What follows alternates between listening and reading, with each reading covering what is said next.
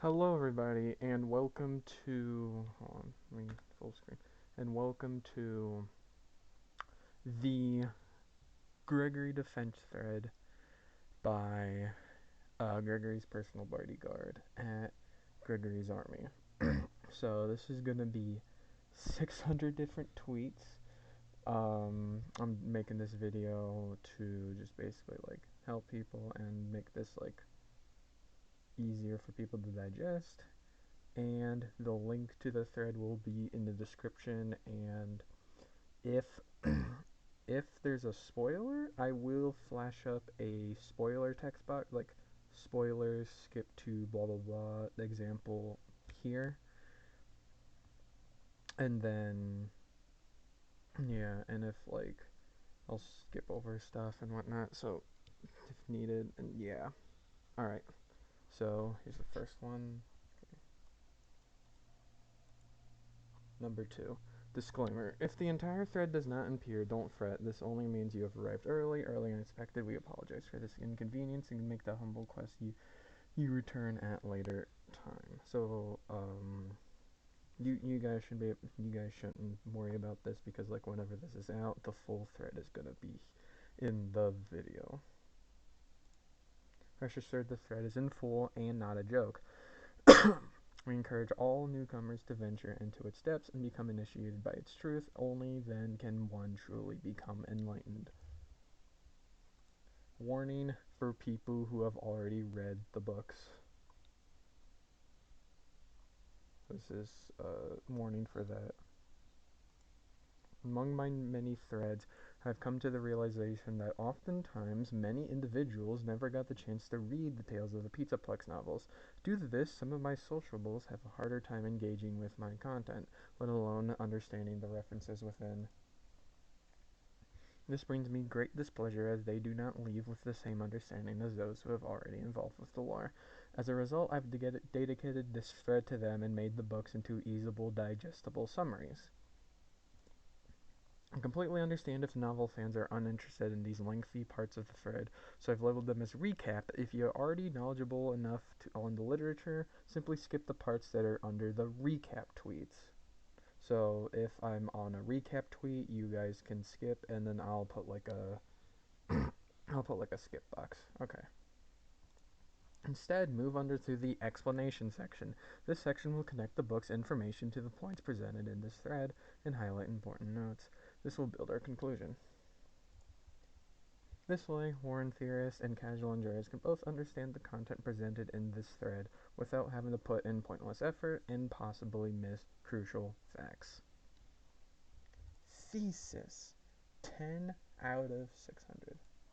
As the curtains fall and lights dim, judgment falls on the weary. Those painted in red will be cast in eternal judgment, their hands dripping with falsified guilt. Anger rings throughout the crowd. Blood from aggressor and blood from the innocent shine in the same vibrancy. One cannot tell a person's character by their appearance, rather one must examine the evidence of the crime. Not all individuals are trained to follow these principles. They find it easier to blame the blood-soaked than look at the facts. Elementary, I am the contrary. I serve no man, no woman, no God, only him. I live to defend, I live to explain, I live to clear his name. A child put in a hopeless fight is punished, torn apart for reaching towards the possibility of survival. His conviction seeps out of the holes in their hearts. A brunette child stands on his own, without a savior, without man.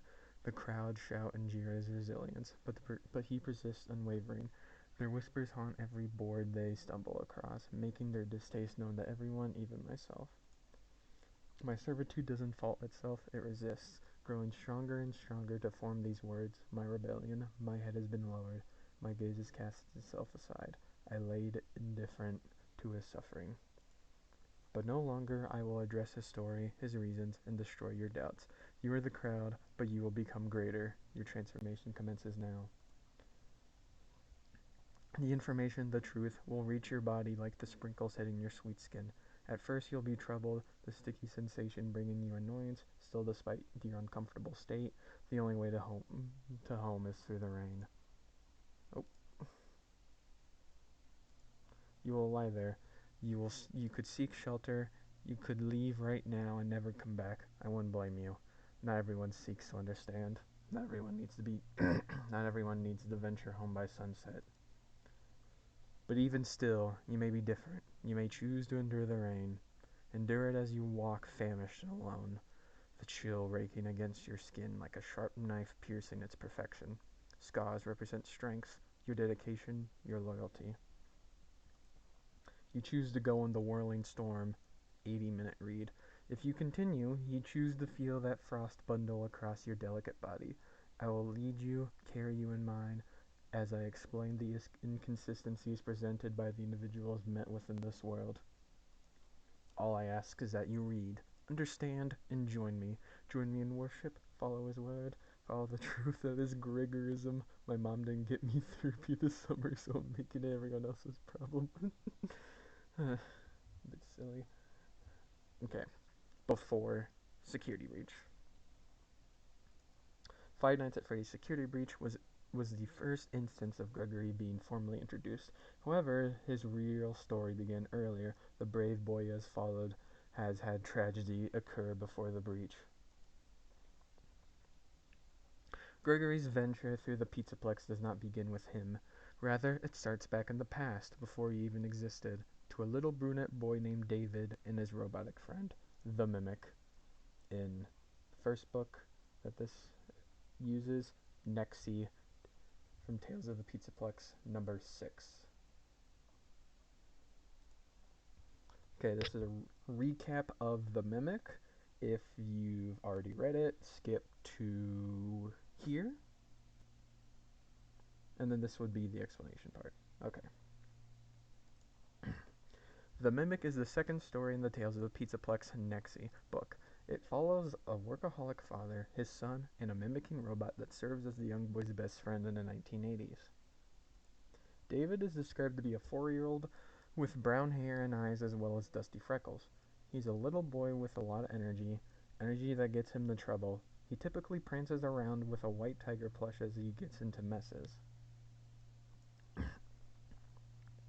His father, Edwin Murray, found himself drowning in work. His care was inadequate for the youngster, so he proposed a solution to himself.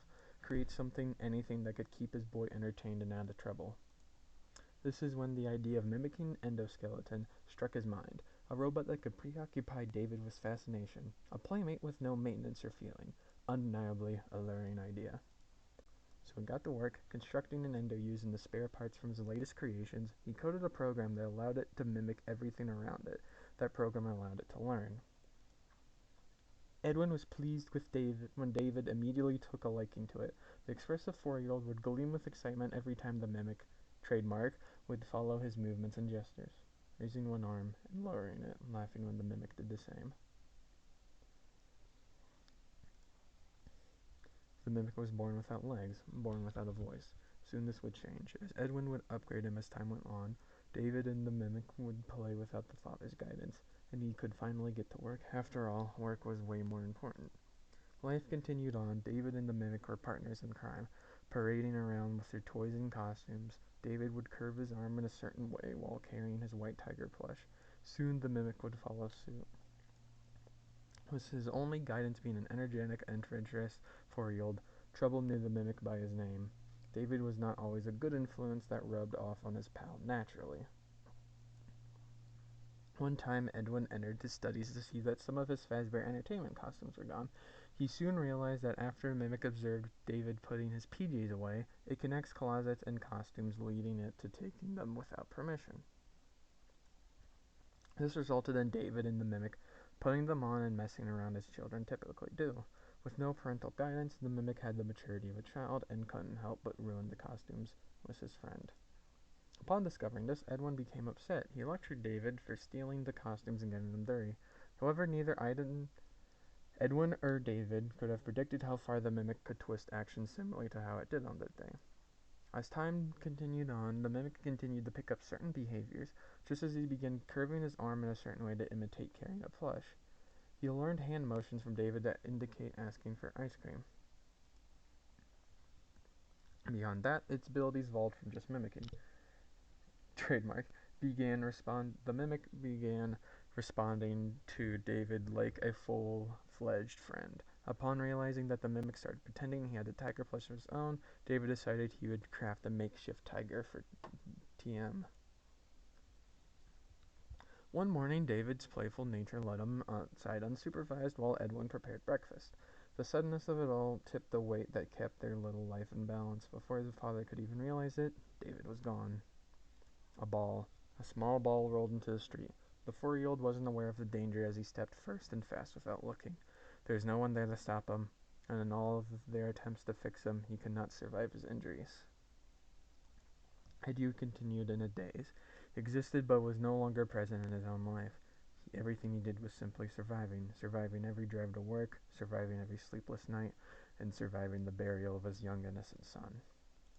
In this depressive episode, Edwin pondered deactivating the mimic, but couldn't find the energy to do so. He was there, but no longer living, simply watching the clock pass as time continued forward. This monotonous cycle would end abruptly as Edwin would be thrown back in reality by a simple, innocent request. Timidly, the mimic approached him with a question. Without a voice, he used his hands to ask.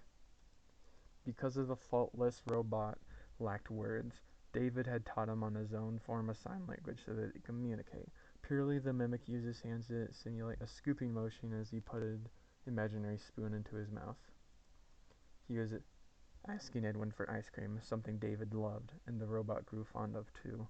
Faced with the robot's possible way of coping the loss of his only friend, and faced with the memory of David, Edwin was thrown into a frenzy of anger. Grabbing a metal pipe, he bashed the mimic on the head. As tears streamed from his red eyes and drool poured from his mouth, Edwin was no longer thinking sensibly. As he continued to clobber the mimic's face till it was unrecognizable. Clarity dawned over him after the brutality. Edwin's pure agony steamed over the mimic when he realized what he had done. When he saw the mimic copy what David lovingly taught him, he had to hurt something. Deep down he knew he blamed himself, but it only made him infuriated when he had to confront that truth.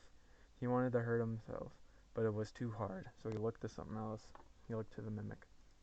Thus the mimic lay there, unmoving and destroyed, defeated, eyes bulging out of their metal sockets, jaw and teeth caved in, the ribs of his endoskeleton collapsed onto itself. Unable to look at his creation, Edwin fled, abandoning the factory and everything in it, the seeds of death growing in the mimic's metallic wiring. The only two people he ever loved showed him two opposing perspectives, compassion and violence. Explanation. Gregory's initiation. So this is the explanation if for those who have skipped to this part. Okay. In case you are unaware, Gregory used to be under the control of Glitchtrap before the events of Security Breach. This will be covered in detail when I summarize GGY, but it is necessary context in relating the Mimic to him. First, we need to clear up a certain misunderstandings about the various characters introduced in Help Wanted and Security Breach. Glitchtrap, introduced in Help Wanted, is undeniably the Mimic. Just in his character design, we see the similarities, most notably near his eyes and mouth. Glitchtrap is constantly drooling and crying, an imitation of what Edwin did as he's destroyed the Mimic.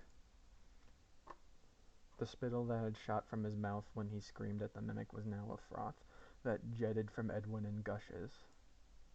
Edwin dropped his head into his hands. His anger dissolved into regret.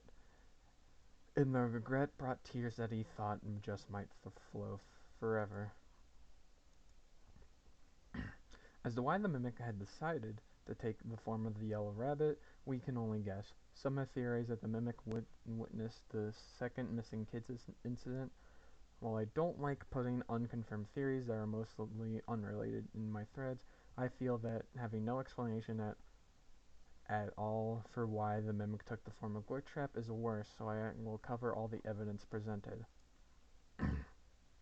Theory: Missing Kids Incident Number 2. In Five Nights at Freddy's 2, there is an endoskeleton that has a chance to appear in the prize counter that in left air vent cameras. He serves no risk to the player when he appears, he only stares. There is little information given about this mysterious figure, but similar Easter eggs appear in FNAF 1 and Help Wanted. In FNAF 1, the endoskeleton located in the backstage closet has a chance to peer up at you. Help Wanted, there's also a reference to the endoskeleton FNAF 2 section, this time appearing directly in your office. I've also seen reports that there is a chance an endoskeleton will appear above you while working and just observe. VR, unfortunately I don't have a VR, so I cannot speak from experience, nor have I played Hope Wanted, but I can provide screenshots of some of these occurrences. If anyone can provide the second endoskeleton appearance in Hope Wanted, I would really appreciate it. There's a strained focus on FNAF 2 with these appearances. With 2 of these occurrences appearing in the associated levels, the FNAF 2 location is also where the second missing children's incident is confirmed to take place. We know from the books that TM has seen similar methods to how Afton lured children to their untimely demises, mistaking it for hide and seek in the books. If the Mimic possibly saw what William did to these kids, that would be the explanation for his behavior in Help Wanted. There's no confirmation to the idea of the Mimic scurried into Scott's mind, but we know that the tales of the Pizzaplex were written in 2019, so it certainly wasn't recent. However, what we do know is that Scott has confirmed he only retconned one thing in the FNAF franchise, and I doubt it was the second missing children's incident. I believed he intended for it to have some plot relevance in the future, sprinkling little details behind the reveal. What I'm getting at isn't crazy that the Mimic has been an old idea with hints all around the series. Him being present during the missing children's, the MKI2, is completely possible as he was made in the 1980s and left the factory in an unspecified time.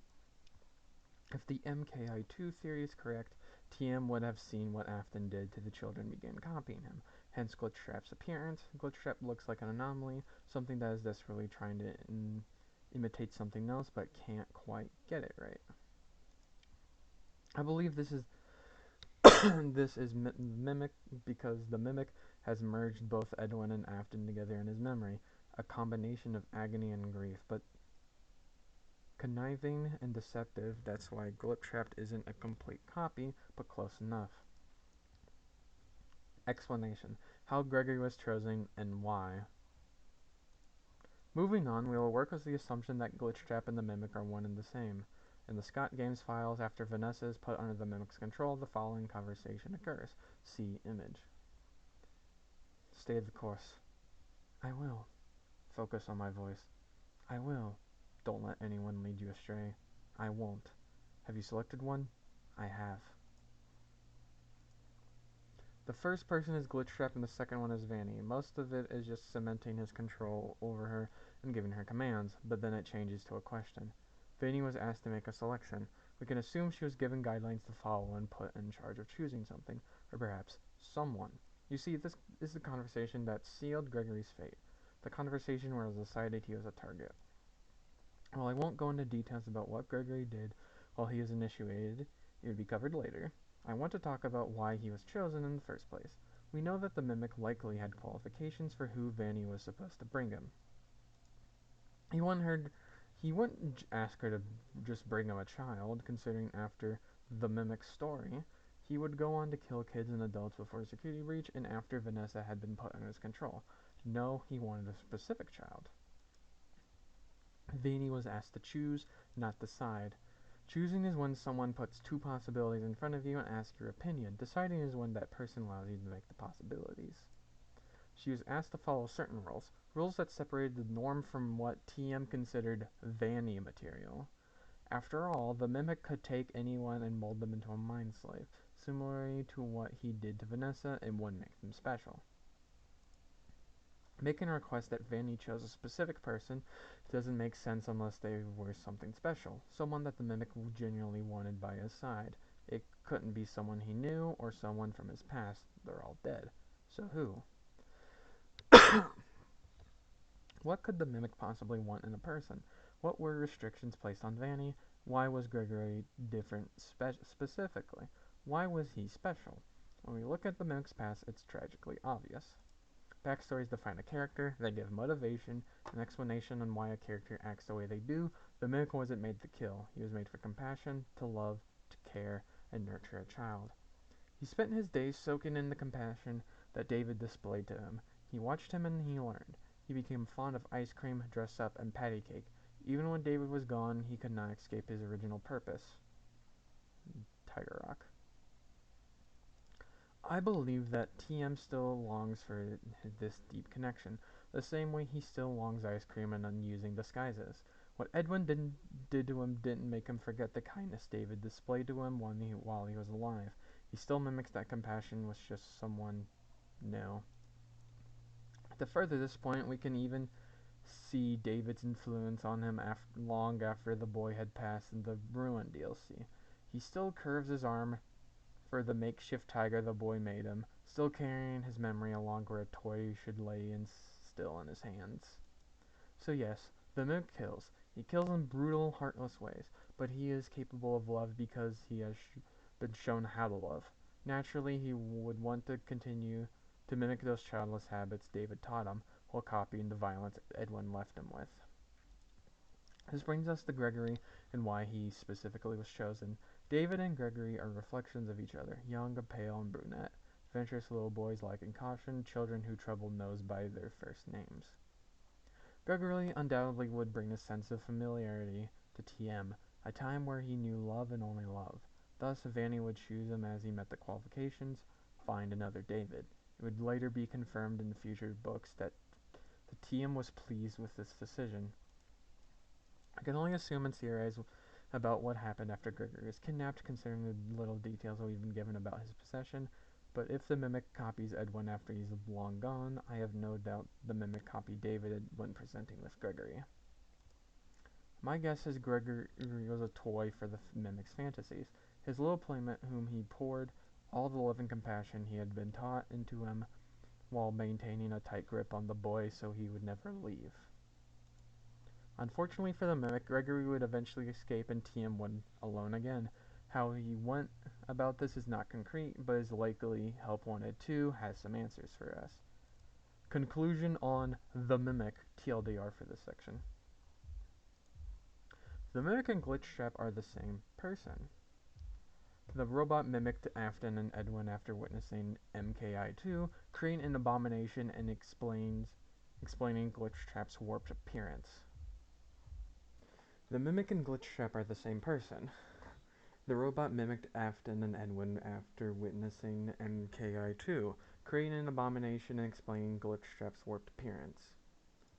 In the ScottGames.com files, we see a conversation occur where Vanny is asked if she has chosen an individual yet. She says she has. The subject of this conversation is Gregory. Gregory was chosen to be under the Mimic's control specifically because he resembled the Mimic's first friend, David, in his personality and appearance. Gregory was never a typical mind slave like Vanny. He was a special and favored person that doubled as a tool for the Mimic to utilize. While the Mimic copied Edwin's violence, he also copied David's love and used it solely on Gregory. To continue this train of thought, I have to go into territories I haven't yet summarized. Now that we understand why Gregory was chosen, it's time to cover information about his possession. GGY recap. If you've seen GGY or you've read it, however, skip to here. Okay? You haven't? Okay, keep watching. GGY, the 12th book in the TP series, Tales of the Pizzaplex, it follows 12-year-old Tony Becker, 7th grade, as he investigates the mysterious character behind the massive high scores at Freddy Fazbear's Pizzaplex. Growing up, Tony always had a fascination with journalism and nonfiction articles. He would dip his feet into writing at a young age and could cover real-life occurrences, distributing them any ways he could. Sometimes this would get him into trouble, most notably the time his father's tires got slashed after he wrote a story exposing his neighbor for getting channels without cable. After this, his parents tried to discourage him off the writer's path. They claimed that investigative journalism could lead to dangerous situations he couldn't handle on his own, but Tony brushed them off, chalking their worries up to just typical parental overprotectiveness. Hoping to get more experience with nonfiction writing, Tony joins a creative writing class However, fiction seems to be the teacher's focus. Eventually, though, Tony gets his chance when he's assigned a group project that story is meant to solve a certain mystery. Tony's partners go by the pen names Boots and Dr. Rabbit. Boots is described as a bulky build with jet black hair, being fairly attractive. Rab is his opposite. He's shorter than the entire class, with Tony pointing out it was an unusual anomaly for a child his age. When Rab brags he cuts his own hair to the group, Tony notes it as unsurprising, narrowing his eyes at the brunette's head. It was unruly and frankly a mess. Still, Tony overhears some girl snicker that Rab was cute in his own way. When asked why Rab chose that pen name, his response was a short, sweet, "It just spoke to me." Tony becomes interested in his character, observing him occasionally in the classroom. Tony noticed that Rab was different from most of his classmates. He would joke and act like a typical child, but occasionally when he opened his mouth he would say something incredibly profound. Tony also took note that Rab would sometimes stare blankly, like he was contemplating something intense. Analyzing his behavior was entertaining and new, but Tony tried to not let it distract him from the project at hand. Rab, Boots, and Tony all agree to go to the Pizzaplex for inspiration.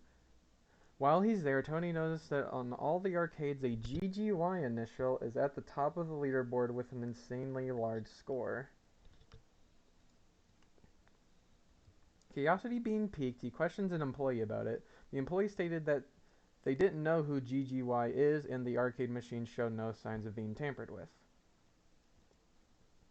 Tony suggests that GGY had come late at night after the Pizzaplex closed, but the employee shuts it down, stating he can only get in with a security badge. Defeated but fascinated, Tony goes to a few other kids he discussed GGY with. They tell him to take it online and they head home. As Tony is leaving, he notices Glamrock Freddy staring at him. After he gets to his house, Tony makes a post about GGY but gets little feedback till a user, Morrigan99, offers to talk about it tomorrow.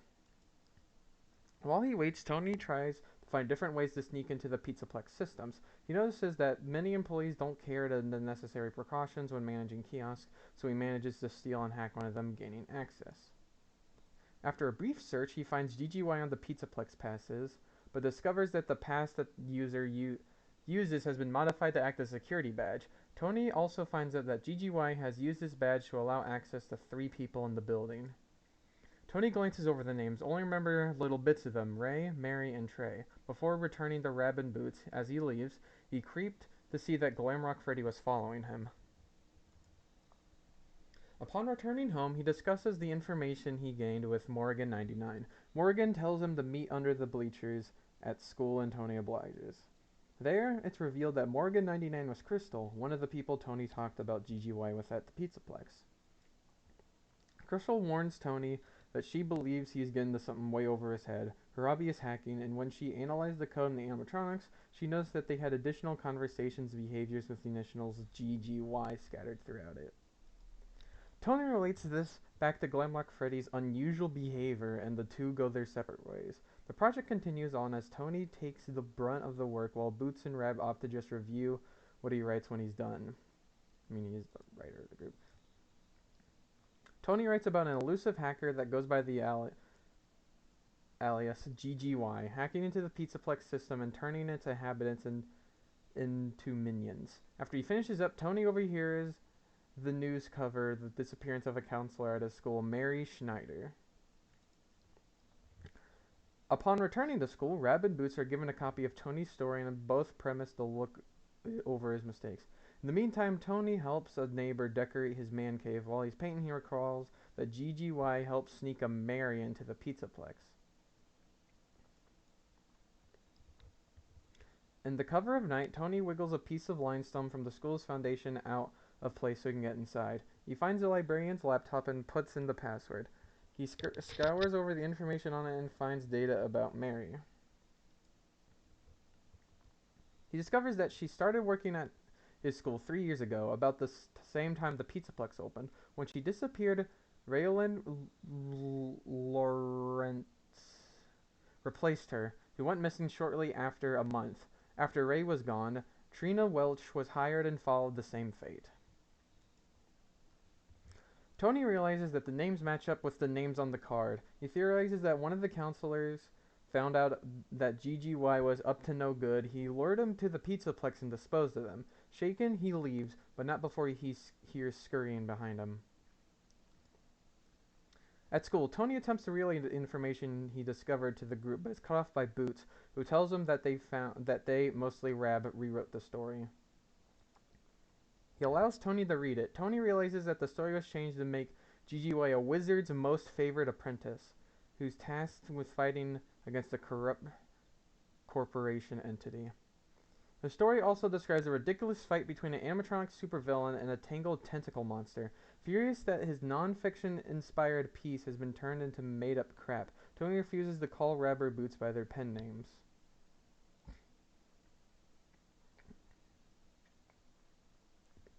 Instead, he refers them as Greg and Ellis. Ellis shrugs his shoulders at Tony's reaction as the boy is forced to turn in the rewritten piece to his creative writing teacher. After class, Tony is called to the office.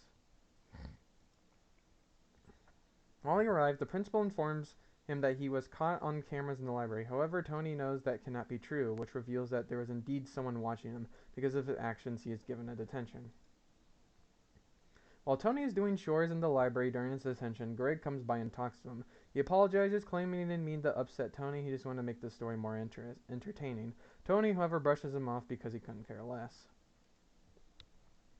In their conversation, Tony uses Greg's real name instead of his pen name Rab. This catches the brunette off guard as the boy cocks his head, staring at the other boy for a moment. After a minute, Greg begins to leave before stopping. He turns slightly to Tony and asks if he would meet him at the Pizzaplex. Greg smiles, continuing to say that there was some people he wanted him to meet.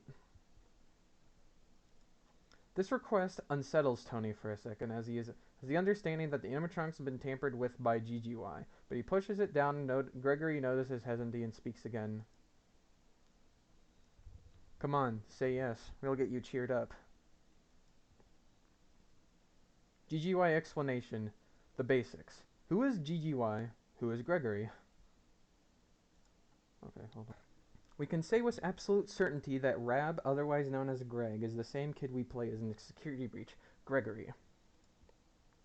Rab is described to have chocolate brown hair, and Tony also notes he sometimes looks like a wide-eyed kid. This description matches up with the appearance of Gregory in Security Breach.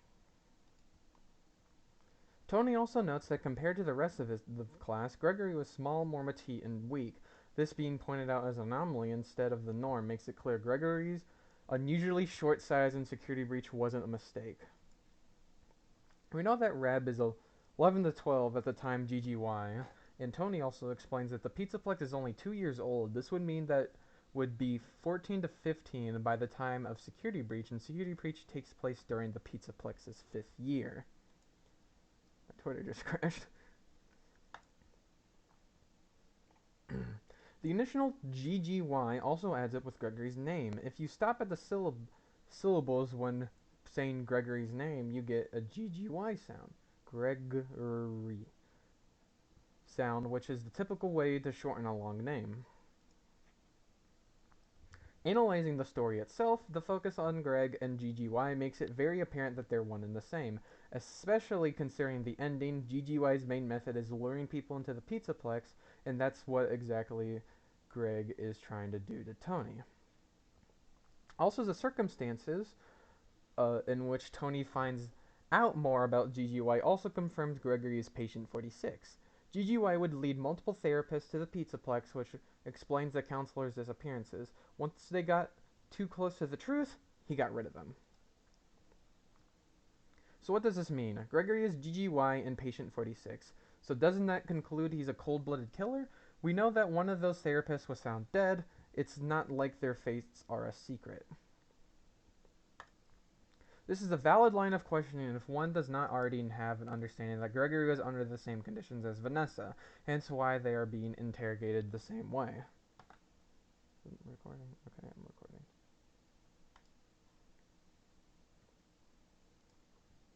Gregory is not a murderer, the same way Vanessa isn't either.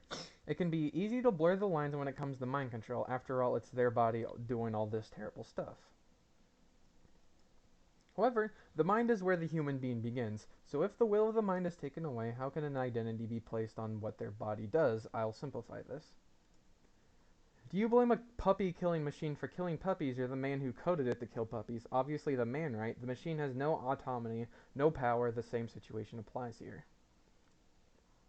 GGY is a machine with no autonomy, forced to follow Glitchtrap's orders unwillingly. In fact, I would argue that Gregory is less guilty when compared to Vanessa's pawn ship. Vanessa made choices that led her to being controlled, similar to Cassie and Ruin. Gregory, however, never had a choice. GGY was forced onto him by the Mimic when he was kidnapped. There was nothing he could have done to prevent that. A conversation happened, a conversation he in no way caused, which led to him becoming a target. While I don't blame Vanessa and Cassie for being tricked by Glitchtrap, when compared to Gregory, their situations aren't as tragic. There is also some debate on whether or not Tales of the Pizzaplex takes place in the same universe. We can say that with certainty that GGY does, as there is in-game proof that supports it. In the games, nearly every arcade, most notably in the Music Man section, has the initials GGY planted on it. If GGY took place in an alternate timeline where Gregory got possessed, there would be no reason for these high scores to exist in Security Breach.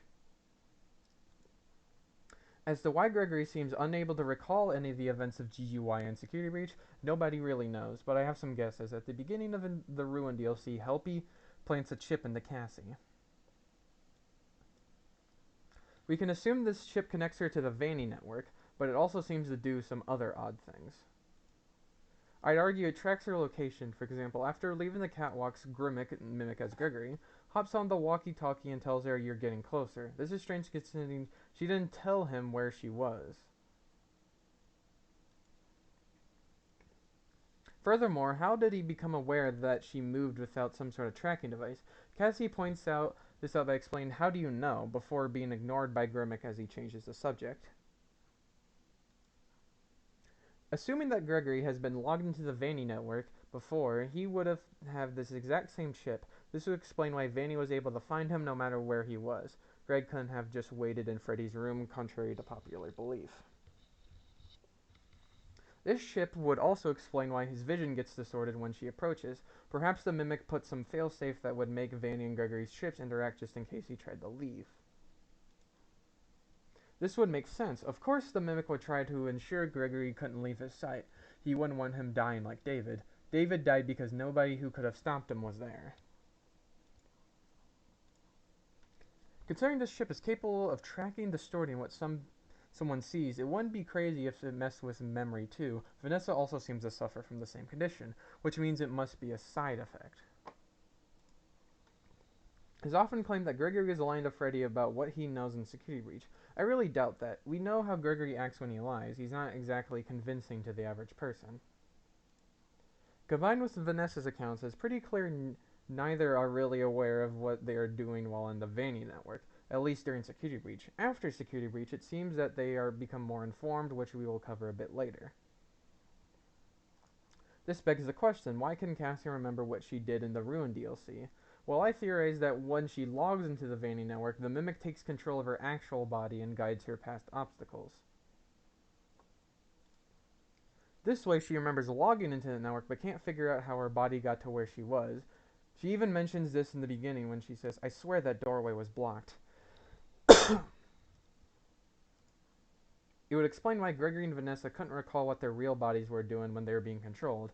It's likely that they were playing around in the Vanny network while the Mimic made their real bodies do terrible things.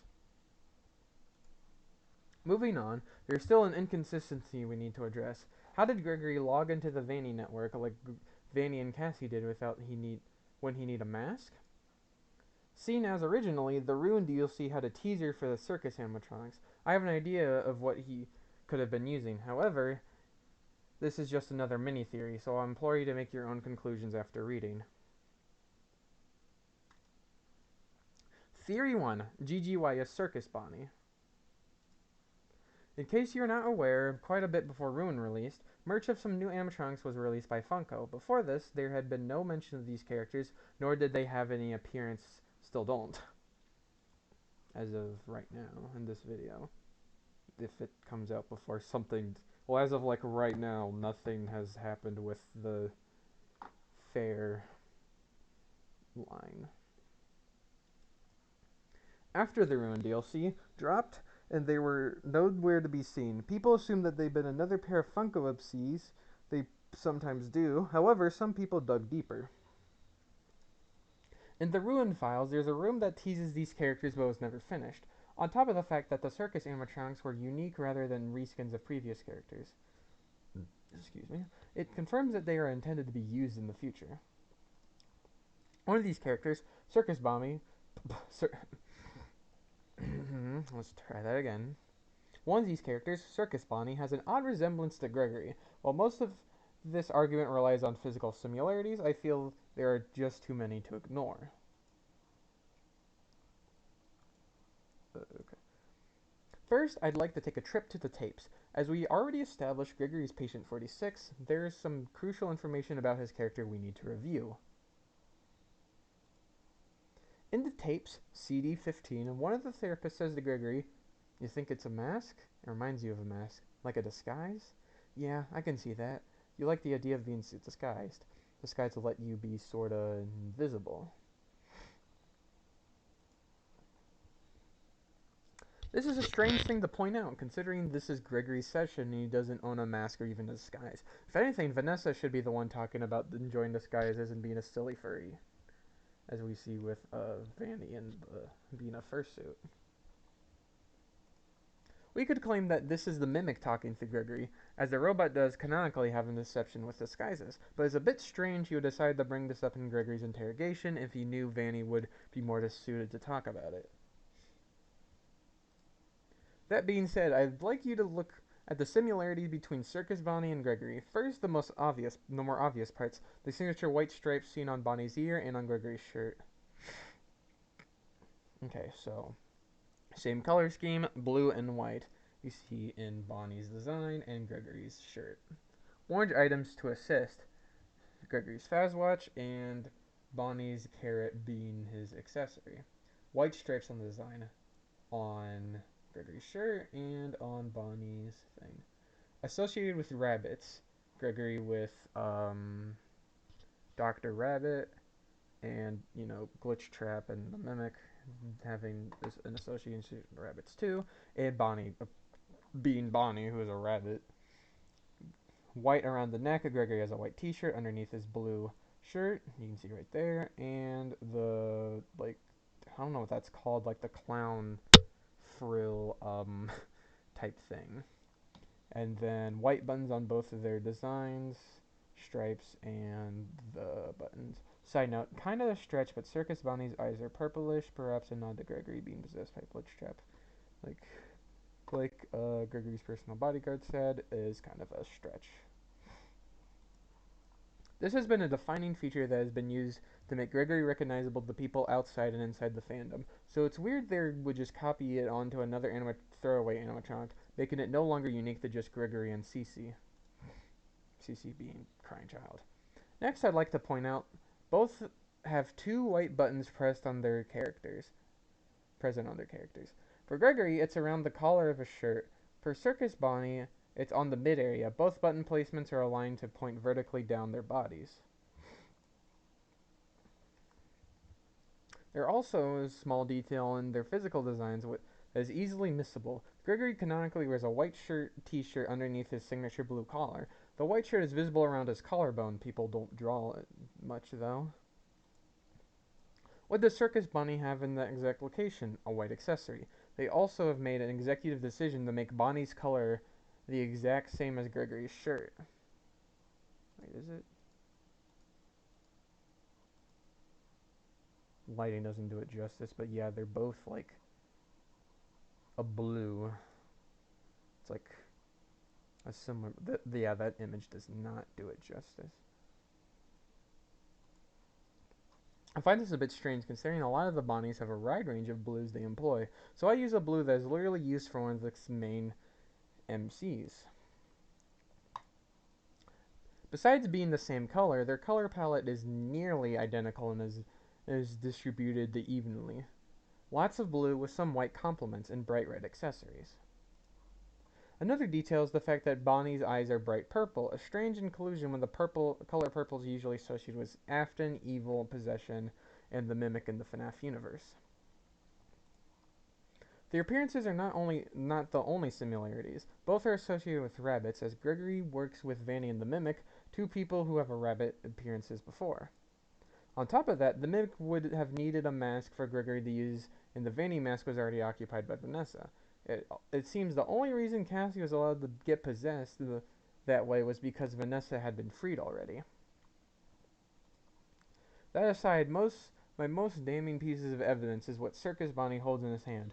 I would like to remind everyone on how Gregory describes himself as a self-proclaimed wizard. Now, what's this stupid blue thing holding? A carrot wand. Not only that, an orange carrot wand. What does Gregory use in his wrist to communicate and escape the Pizzaplex? An orange Faz watch. This it's also on top of the fact this is the only use of orange in both of their entire characters. If you don't count Gregory's orange eyes, which are stated to be brown in GGY, which I don't buy. I mean, brown is a shade of orange. It's like a dark shade of orange. So, yeah.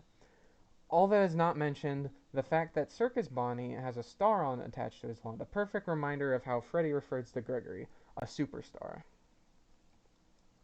Until we get an appearance for Circus Bonnie, we don't know for sure who he is or isn't. However, I will say there are a lot of similarities that may be implying that this was the form Gregory took when he was GGY. Theory 2, Gregory using Cassie's mask. Still, the issue here is that there's zero physical evidence for Circus Bonnie GGY. So, what other possibilities are there? I think I may have an idea. During the mask ending of the Dreadbear DLC, Vanessa is given the Vanny mask. However, when Glitchtrap is communicating with her, she claims she made it herself. This could be referring to her costume, which she did in fact make herself as seen in the tapes. However, there is an inconsistency in this. Vanny never actually wears the mask that Glitchtrap gave her in the security breach. She instead wears a massive cover over her face with pointed bunny ears, similar but not the same by a long shot. This design choice doesn't make much sense in the grand scheme of things. If they wanted to have her cover her entire face, there were other ways to do that while keeping the mask. There would be no reason to make a massive change like this, cause it makes her character inconsistent. But maybe it wasn't a change at all. Maybe Glitchtrap gave her that mask to allow him to merge with someone else. What if that mask was intended for the other David, Gregory? It would make the brown and white pattern actually make some sense. Fanny uses mostly grays and whites, never brown. Gregory, on the other hand, has brown hair. It would match nicely on him. The ears also point downward, unlike Vanny's, perhaps indicating youth, a younger servant. After Vanessa made her own suit, perhaps Glitchtrap the Mimic ordered her to use the extra mask on Gregory. It would explain how Gregory got there in the first place. The mask was a tool she required to do his bidding, hence why he gave it to her. She would be assigned to conceal carry it until the time was right to shove it onto someone's face, Gregory's face. It would also shed some light on why he likes disguises, because he is using one. Gregory is the favorite, and hence Glitchtrap made a mask specifically for him, unlike Vanny who had to make her own. We have a pretty good base for the theory, but there's still some questions that need to be answered. If the Vanny mask is Gregory's, why did Vanessa drop it after security breach? Instead of immediately assuming she dropped it because she took it off her head, I would argue it has to do with symbolism. Let's analyze the last few scenes a little. In the mask part of the Princess Quest ending, we see the Cassie mask and Vanessa's ribbon on the ground in Phaser Blast. I think the ribbon may represent Vanessa's rejection of the Vanning identity, while the discarded mask being her rejection of her orders to repossess GGY. She no longer intends to hurt Gregory anymore with the mask that kept him under the Mimic's control, hence dropping it and choosing to follow him instead. By getting rid of the mask, she makes herself no longer a threat. As to why the mask she used is nowhere to be seen, I don't know, but it's also important to remember her entire costume is missing as well. She's wearing a completely different attire at the door. Still, this theory is not perfect. As Cassie yells she's wearing my mask upon seeing Gregory being chased into the theater, when it's clearly not her mask. This could be a mistake on her part, but it's a strange inclusion. However, the fact that the mask even fits Cassie when she herself is only a child is an anomaly. It certainly would be poetic if the thing trapped Gregory captured her as well. There also the fact that all evidence of knives and death were removed from security breach, most notably a line where Vanny says Vanny was trying to kill me. I highly doubt that this was removed to preserve the reading, considering how dark Ruin gets. The game literally implies a little girl gets dropped to her death and gets brutally mauled. It's Brazil ending. Gregory expressing fear that Vanny might hurt him isn't a big deal. I believe that the removal of threatening elements, especially on Vanny, was a correction due to the miscommunication on Security Breach's story. Steelwool's team has even said that Scott wasn't as clear as he should have been. Perhaps he accidentally made them believe William was back. The reason these changes was made was because Vanny was never trying to kill Gregory. She was trying to return him to the Mimic due to the robotic's unhealthy attachment to the boy. This will explain why Vanny's jump scare is literally just her grabbing Gregory and why she acts so playful with him in earlier appearances. The Mimic is lightly treating his disobedience like a joke. It would reflect how little power he believes Gregory has. It would also put the original Security Breach trailer in a different context. As we zoom in on Gregory's mask, the Mimic says, "You were small. Pathetic." This is exactly how Gregory is described in the books, GGY. Small and weak.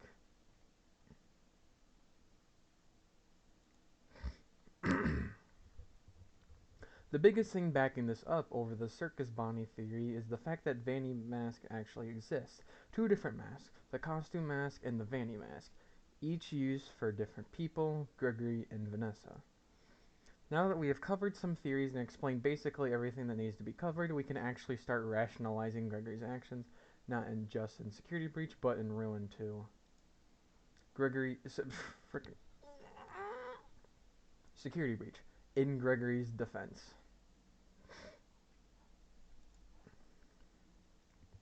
After an emergency shutdown, Freddy malfunctions on stage, dropping to the ground as we see his vision go black. When he awakens, he's surprised to meet a youngster hidden away in his chest cavity.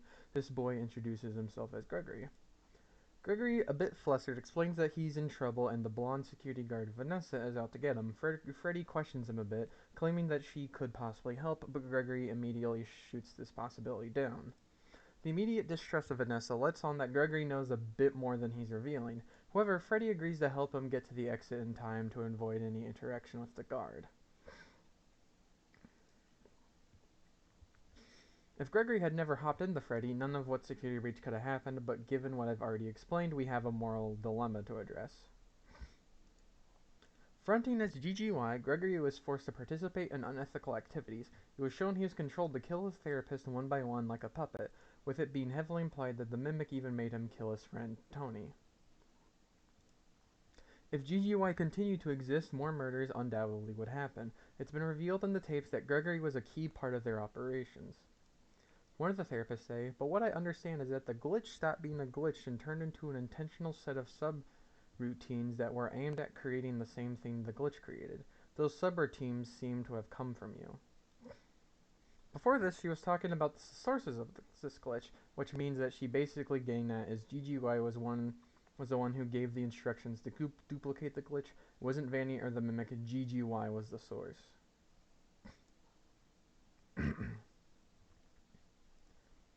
By removing the source of the glitch, himself, Gregory is saving it from being spread further, essentially rescuing any future victims from the Mimic. Him jumping in Freddy was a step that made his withdrawal possible. From a moral standpoint, what Gregory did was beyond justified and means he did not endanger a single human person. We can even assume from the beginning of Security Breach that Gregory was being chased beforehand. While his confirmed amnesia is present in the glitch trap with the glitch trap virus, when Gregory talks about Vanessa like she's a dangerous entity, he doesn't seem to have any trouble recalling information. Instead, he seems to be private about it, only allowing Freddy small details while keeping bigger ones locked away. Amnesia seems to only activate when entering and exiting the Vanny network. Taking this into account, we can deduce that Gregory left the Vanny network, found a way to get rid of it from his systems, and was immediately chased by Vanessa. Underground, the Mimic would set the animatronics into chase mode, set to capture Gregory. However, before he can do this, Gregory hides in Freddy, who is separated from the Vanny network and thus unreachable to Vanessa. This would explain why Gregory doesn't actually know Vanessa, but understands why she's a threat. It would also explain the dangerous ideas of jumping into a robot.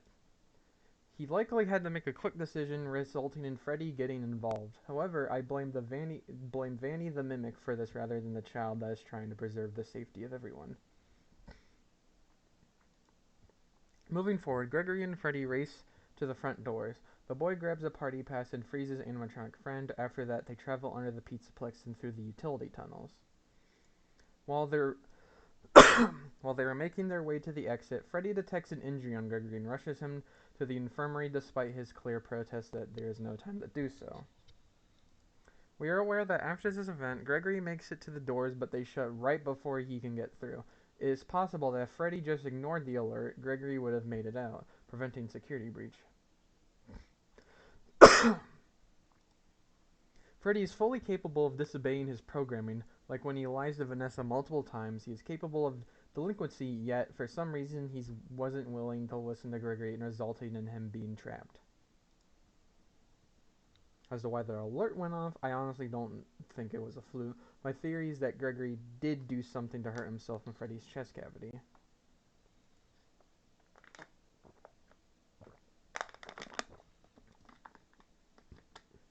If this is a false alarm, Gregory doesn't act like it. Instead of questioning Freddy with a "what?" No. And Gregory instead says, "Don't worry about it, I'm fine," like he wasn't taken off guard. Instead of denying the possibility, Gregory reassures Freddy he's fine, which leads me to believe that he did get injured but didn't want to waste any more time. It's possible he was picking at his scalp in an attempt to remove the chip in his head. This would make sense as he wouldn't want to be tracked down after he left, so to kill two birds with one stone during the escape would have been smart.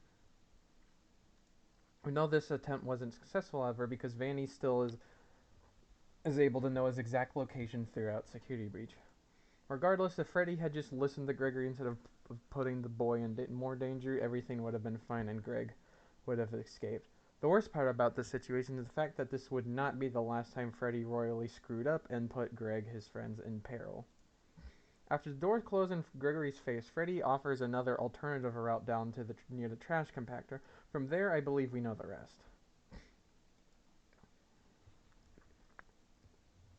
I would like to cover Freddy's uselessness on nearly every ordeal beyond the beginning of the game. Despite being the reason that Gregory failed to get out, he seems to lack initiative. Throughout the game, Freddy breaks multiple times. Once behind some boxes in Roxy Raceway, once when he gets kidnapped by Moon, and once in the Vanny ending section. In all these situations, Gregory has to put his life on the line to rescue him. Some of these situations are entirely Freddy's fault as well, with the Moon kidnapping happening because he tripped. The Vanny disassemble happening because he wasn't paying attention to his surroundings. For the Moon kidnapping, Gregory has to go through one of the hardest sections, the endo section, of the game just to find him. When they do finally reunite, Freddy does possibly the most irresponsible thing one can think of, insisting that Gregory enter a cylinder meant for employees and repair him. To put this in perspective, Freddy just requested that a little child enter an area that is known danger and only to be operated by trained personnel. Gregory even says it looks complicated with hesitancy. Still, Freddy tells him he has to. As we know, if Gregory messes up during the Freddy head attachment steps or any of the future upgrades, Freddy attacks him. It is also probable that, unlike Roxy, Monty, and Chica, Freddy actually kills Gregory. Since he's not connected to the Vanny network, he has no orders to retrieve Gregory safely, meaning that when he goes rogue, he's out for blood. I believe this is one of the few situations that Gregory actually will die if he messes up in security breach.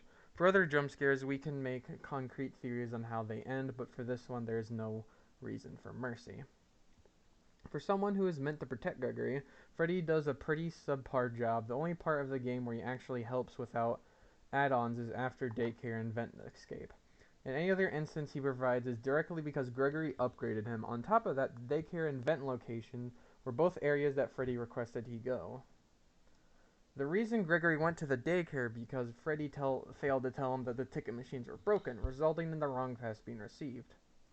Even worse, with the vent situation, Gregory had to go alone to retrieve the security badge because Freddy missed the alley recharge due to his own stupidity. This made it so Fred couldn't move properly and he failed to get to parts and service in time. Gregory had to pick up the slack and do it for him, by himself. The robot bear does not seem to care though, as he continuously puts Gregory in more danger than necessary. Throughout the game, Freddy is constantly breaking and having Greg save him. It speaks mountains that literally half of the times that Freddy made himself useful was when Gregory is already assisting him. Otherwise, he's just a glorified beacon of the exposition or a dangerous force putting Gregory in more peril.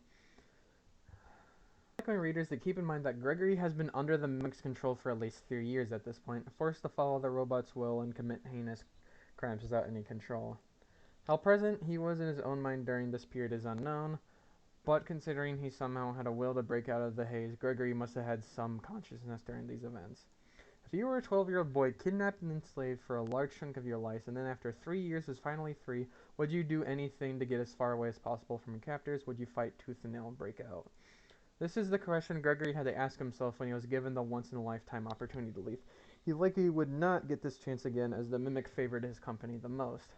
This brings me to the sticky note room and Gregory's drawings from Ruin. The sticky note room is clearly where the Mimic gained consciousness, simply by a series of illumination.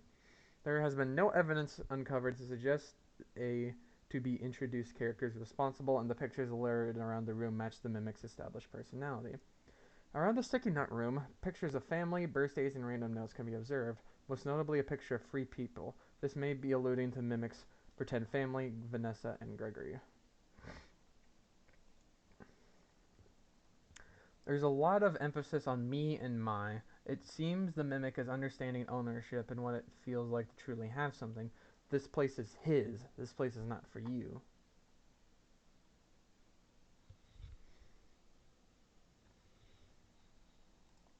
Before, the Mimic did not have this tendency, but I assume as he observed human interaction, he naturally developed the need to own. This is my home. Leave.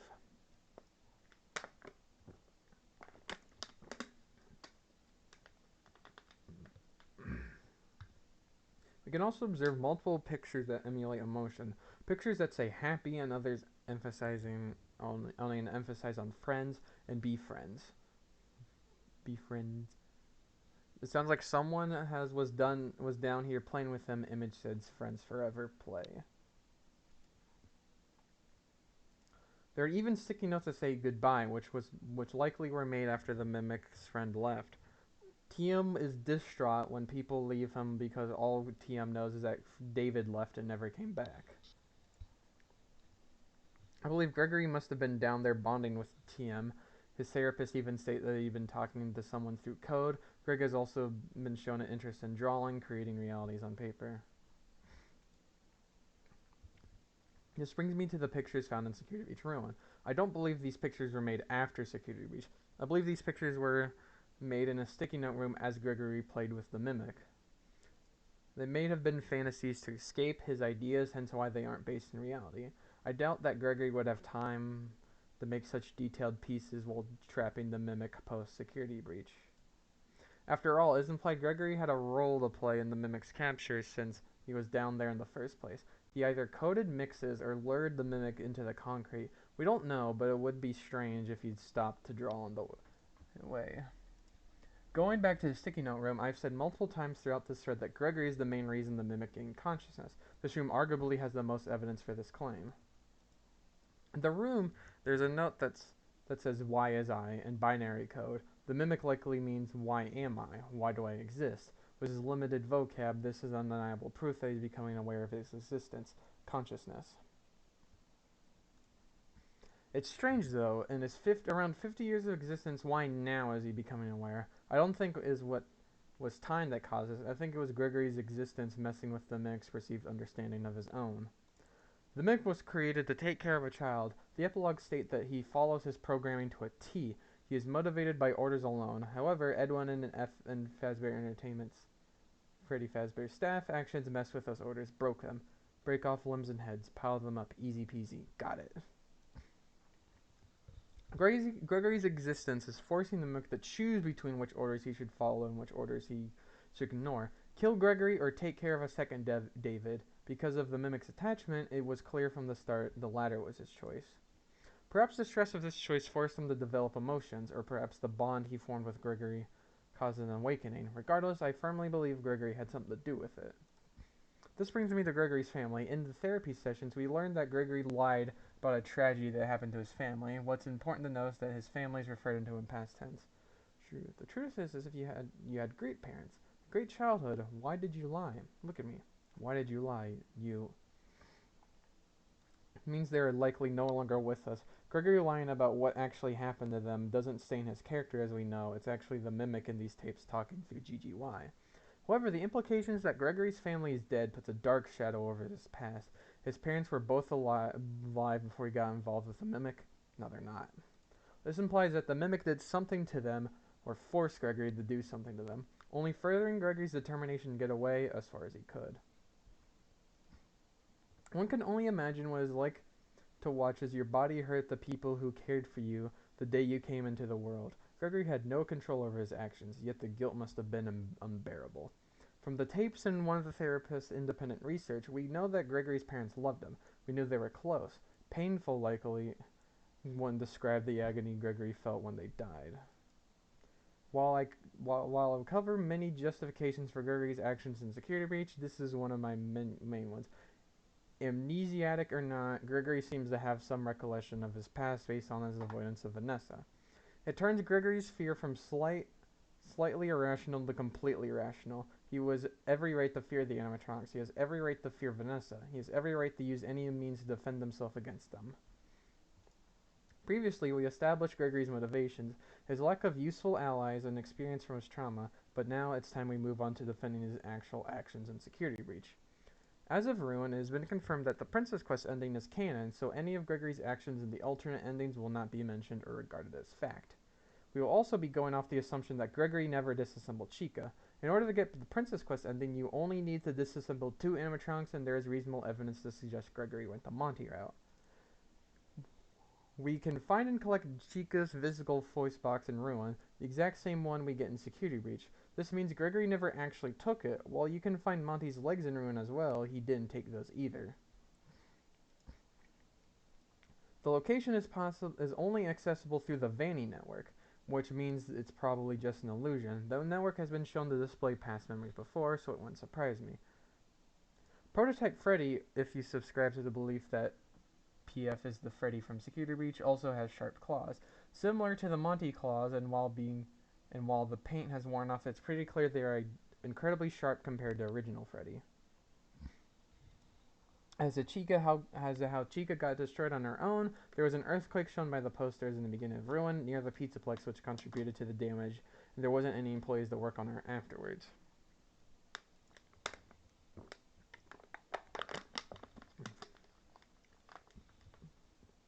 She also has been shown to have self-destructive habits, most notably her human food addiction, which would have absolutely affected her voice box and her ability to talk. Employees in the Security Breach even mention how annoying it is to constantly have to perform maintenance on her, so I'm not surprised without their help she slowly deteriorated. Chica Report, found in Chica's green room.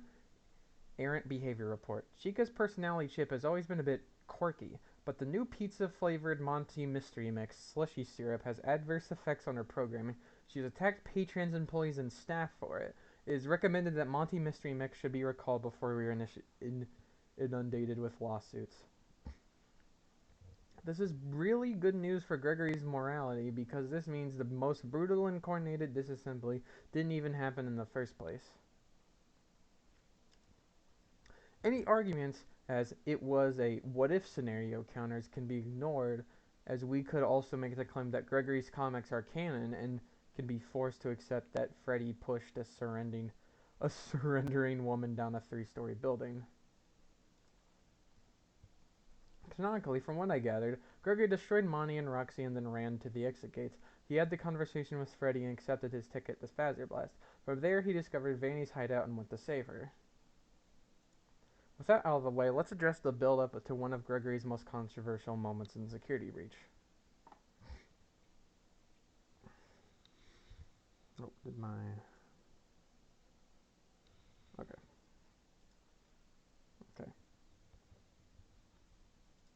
Upon fixing Freddy's head, Gregory looks around parts in service. Some blueprints displaying advanced add-ons given to the band catch his attention as he becomes excited at the thought of upgrading Freddy with his friend's parts. When Gregory expresses this to Freddy, the bear turns him down, claiming he couldn't hurt his friends. Gregory pipes back annoyed, reminding Freddy that all they've done all night is try to hurt him. This scene can be interpreted as Gregory liking care for the animatronics, as he quite literally does, but just saying that without any sort of context paints an unfair picture.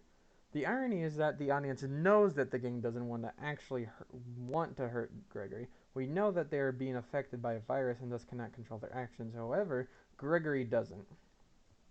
While I do believe that Gregory is purposely leaving out details about his situation, I don't believe that he's being entirely dishonest about what he knows. As explained before, he clearly has some sort of amnesia similar to Vanessa. We can quickly jump to Ruin to confirm this. Gregory states in the elevator that he really doesn't know what that thing is, the mimic, at a point in time where he has no reason to lie, nor does he benefit from it. As I stated before, we know Gregory's mannerisms when he lies due to Freddy's situations, and he does not display those same traits when talking about the virus and the aggressions displayed by the robots. Hence why I believe that Gregory did not know that the Glamrex were being affected by a virus, thus he has every right to be upset that they have been repeatedly tried to harm him.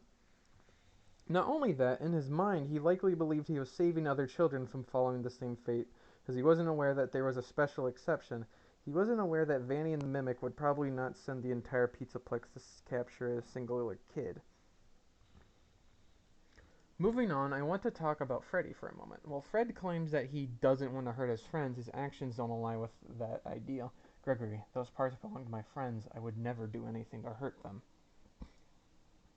Numerous times throughout the game, Freddy can be seen helping and even telling Gregory to harm his friends. He repeatedly gives tips and advice on how to do so excitedly. Most notably, the time where Freddy directly tells Gregory, quote, Gregory, I do not mean to be intrusive, but I read that message that you found in the security office. There may be a chance to stop Monty from hunting you. This is a response to Gregory finding information about Bonnie's obsession with the catwalks. Basically, Freddy is indirectly telling his child to make Monty stop hunting him, which is code for killing him. We can't even pretend that this was simply a one-time slip-up, as Freddy does it again with Roxanne. Oh. Oops. Immediately after you upgrade Freddy, he sets its sights on Roxy. Now that I've been upgraded, I should be able to access the Roxy Raceway. I have not been there for a very long time, but perhaps you can find some clues on how to deal with Roxy while you're there. Sure, he never directly said to kill them, but what does he mean by deal with and stop after receiving information on how to hurt his friends? It's clear to me he had ill intention but hid it behind a naive persona. Excuse me again. Gregory had to go along with this too, as Freddy never offered a feasible solution to anything. It was always Gregory doing the dirty work while Freddy sat back. While it is redundant, I will name every single circumstance where Gregory bailed out Freddy and when Freddy caused Gregory possible harm. Beginning of the game door, Gregory had to help Freddy open the door to his room. It's a strange idea to make a child who specifically searched for refuge and protection to go outside. Freddy stopping after sensing Gregory was hurt. While it's mean, I'm holding this against Freddy, as everything in Security Breach could have been avoided if he just listened to Gregory. Gregory told him that there was no time for what Fred did, but the robot decided to ignore that, directly causing Greg too late at the doors. It doesn't matter if Freddy's heart was in the right place. The trauma Gregory gained from that split-second decision is a trauma that will last the rest of his life. Making Gregory go into the daycare and telling him to get the badge. Gregory gets a lot of heat for turning off the lights at the daycare, but what a lot of people forget is that he didn't, at least not intentionally. The security badge on the desk was rigged to turn off the lights, regardless if it was a desired outcome. It would also just so happens that this is the same badge that Freddy told Gregory to get. When you get into the daycare, Freddy states, Gregory, I am unable to reach you. Check the daycare security desk for a security badge, then let me in. Gregory never want to get that security badge on his own. He was being coached by Freddy, which will be a common occurrence through most of the game. Typically, Freddy will tell Gregory to do something, and Gregory takes the fall for it. Freddy misses the Ellery recharge. After Gregory gets his security badge at the prize counter, Freddy messages him the following. If you get this message, come to Roxy Raceway entrance on the second floor. I piled up some boxes so you can hop over the construction fence and find me. Something is jamming my communication signal. Come to Roxy Raceway. Upon arriving to the Roxy Raceway boxes, Gregory finds Freddy broken on the ground. Freddy states that, there you are, I was so worried. I waited and waited for you. I missed the Allery recharge and have been trying to get down to parts and service. I think something is wrong. While I admit Freddy was on lowered power, he still should have been able to find a restart station with ease, especially since he wasn't with Gregory during this time. Nowhere he states that the glitches caused by the communication jam are responsible for his battery issues. This means he genuinely neglected to pay attention to his power, making him useless for another part of the game. This leads to Gregory to head to what is known as the vent section, the part of the game where everyone made Among Us jokes in order to get a high security pass to go down to parts and service to fix Freddy's screw up. Apparently Freddy didn't learn his lesson from telling defenseless kids to grab random security badges because this one is unsurprisingly rigged as well. This is also one of the only parts of the game where Freddy actually helps Gregory besides after the daycare stated before, and when you have it, both situations were directly caused by him. After an excruciating few times defending the steel doors from Monty and Roxy, poor Gregory has to jump down a vent to his Faz-beat father who catches him. The two of them head to the main stage afterwards. Main stage shenanigans. Of course, spending all of his precious robot energy catching a malnourished child, Freddy can't find it in his heart to activate the Showtime disc, the thing that controls the elevator parts and service. Instead, he asks Gregory to travel to the top of the floor of the Pizzaplex to do it for him. Big surprise, which the boy obliges. I would never force him to do this crap. Afterwards, if the player succeeds, you head down to the elevator with a glitched out Freddy. While the elevator takes you down, Moon shows up and taunts both Freddy and Gregory. Freddy tells Gregory they must hurry to a charge station when they reach the bottom. However, when Gregory reaches said charge station, Freddy somehow fails to. This massive-ass robot was beaten by a thin, weak one-half his weight. This leads to Moon kidnapping Freddy and resulting in Gregory going through the worst part of the game to save him, where more than 10 robots attack him simultaneously. When Gregory finally finds Freddy, Fred asks that he reach his head, which is, as we established before, unbelievably dangerous. After that, Gregory begins his progress in collecting both Monty and Roxy's parts, using the advice Freddy gave him.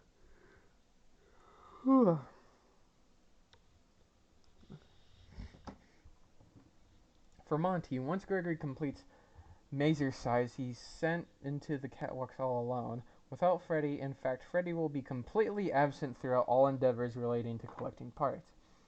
He will not step and defend Gregory once in the Monty, Roxy, and even Chica fights. While Chica's canonicity is questionable, Gregory is forced to defend himself without any assistance.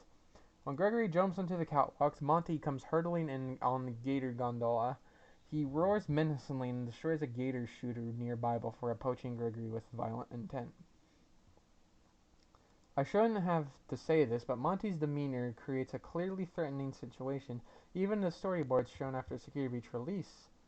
There's a scene where Gregory cowers in fear when Monty approaches during the boss fight. In the eyes of the law, Gregory would be completely justified in fighting back as well. Even if Monty had no intent to kill him, his actions don't align with that. When Monty jumps down, destroys a plastic shooter with ease, and then charges at Gregory without saying a word of explanation, he establishes himself as a threat, and anyone in the same situation would make this reasonable assumption he intended the harm.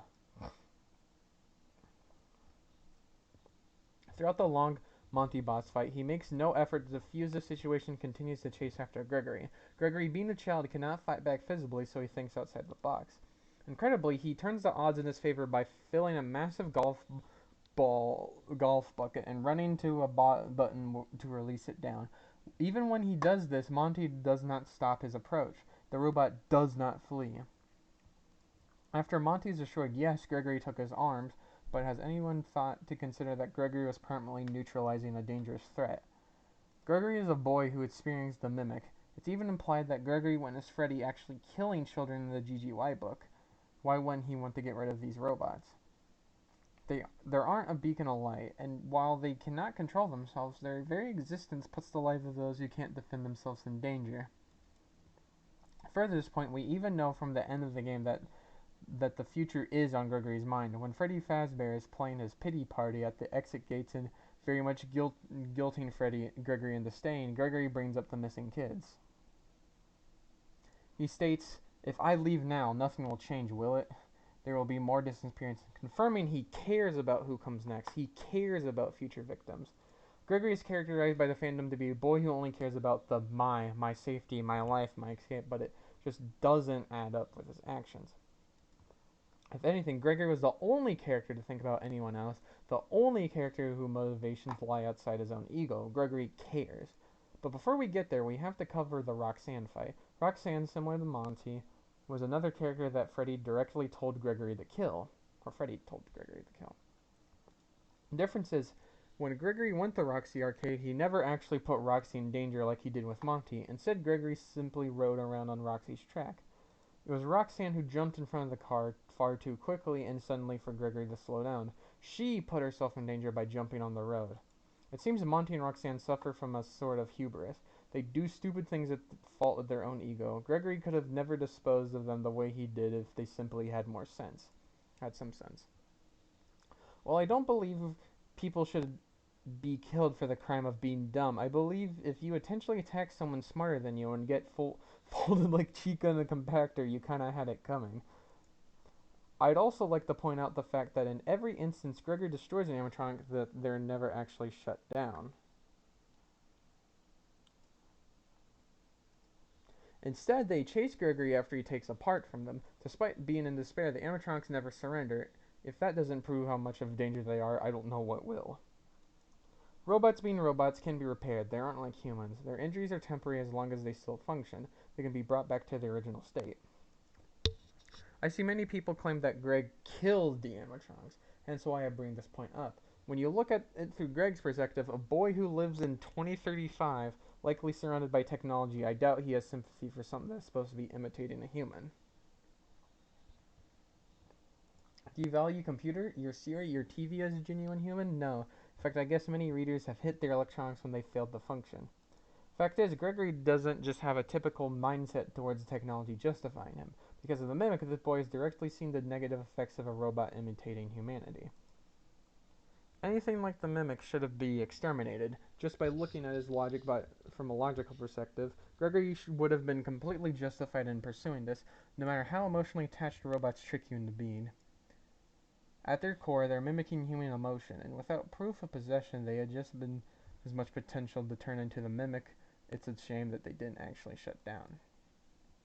While I admit Roxanne's damage is more deliberate given the fact that Gregory went on the track with the intent to lure her, it still isn't an excuse to attack a child. Even if she was in fact possessed, I have reason to believe with evidence from Rowan that she is naturally like this, which explains how unforgiving I am to her. We'll cover naturally like this, which explains how unforgiving I am to her. We'll cover that subject later, however.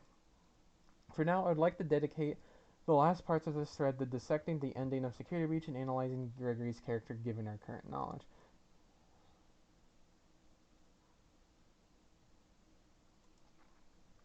Ending of Security Breach and why it tells us so much about Gregory. Disclaimer: as of Ruin, has been confirmed that the Princess Quest ending is canon. Any other endings will be considered peak fiction written by Gregory. Tony's a hater. The ending of Security Breach starts when Gregory makes it to the exit door, successfully avoiding Moon and Freddy bringing Freddy along with him.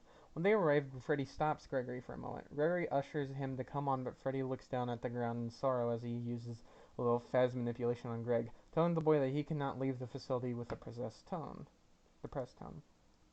He then explains that his battery would run out within an hour, and the boy would have no possible way of bringing him back. Gregory sad and says, "If I leave now, nothing will change, will it? There will be more disappearances," showing his true compassion for anyone as unfortunate as him. Unfortunately, his fast-beat dad takes this as a perfect opportunity to emotionally manipulate a traumatized child into putting themselves in more danger to feed Freddy's attachment to Gregory. To summarize that, at the exit door, Freddy acts like a child trying to be subtle about what they want, but failing horribly. Freddy clearly wants Gregory to stay despite the danger and purposefully steers the conversation that direction. After Freddy replies to Gregory's question with a yes, he tells the boy he has a choice to make. However, just the way he says it is as obnoxious as he shows obvious distaste at the idea of Gregory leaving to save himself. While it's hard to translate the tone into this text, I'll try to match it using emphasis. Freddy states, Gregory, you have a choice to make. The door is open, and you can go. Or you can investigate the secrets of the Pizzaplex. Feel there is something else going on besides Vanny. But Freddy basically tries to make putting yourself in mortal danger sound enticing to a child. This is actually textbook manipulation. Behavior similar to this is used in predatory products to appeal to kids. Sure, I'm almost certain Freddy has some sort of semblance of care for Gregory, and I'm sure it's just that he really is attached to the boy and wants him to stay. However, that doesn't change the fact that he is an adult here. Truth is, Freddy is not dumb. He has witnessed friends attack Gregory all night. He understands they're dangerous. Anyone parental figure in the same direct situation would immediately usher their child out the door given the chance. Yet Freddy doesn't. As the adult, Gregory's safety is his responsibility, yet he fails at it every turn. This is the same guy the fandom decorated for supposedly carrying Gregory through security breach when he was the cause of most of their problems.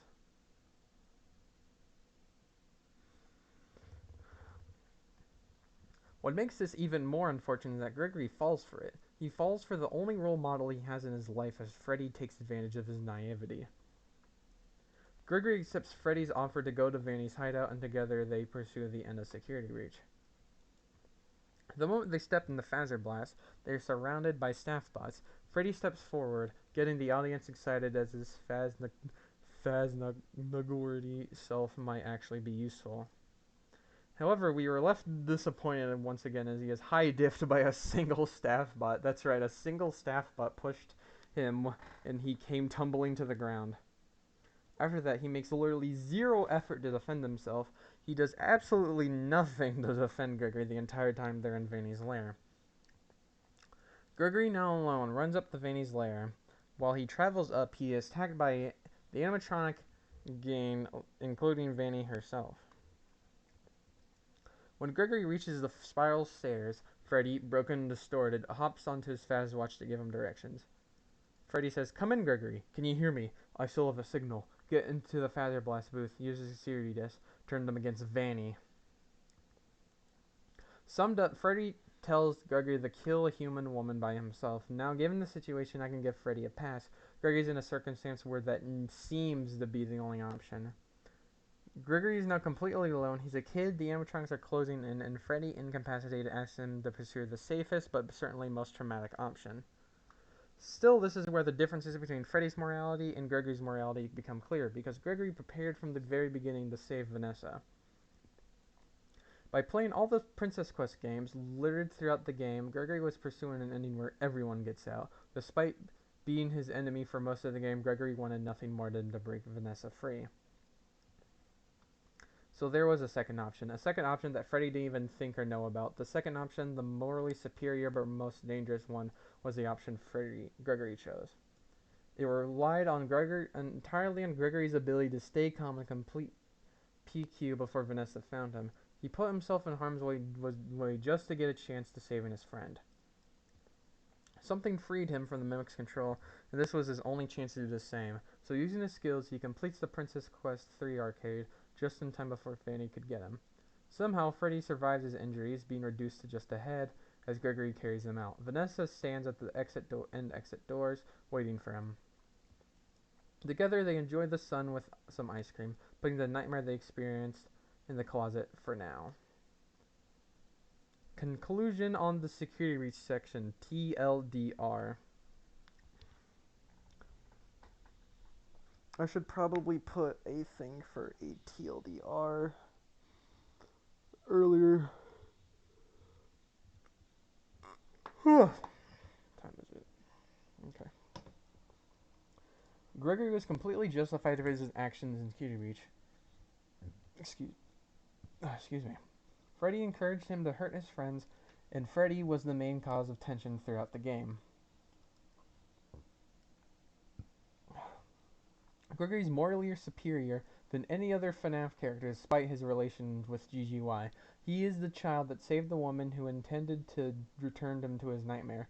He is a child without ego. Oh. Security Breach Ruin, the what's ifs and the facts. Take a break. Security Breach Ruin, the what ifs and the facts.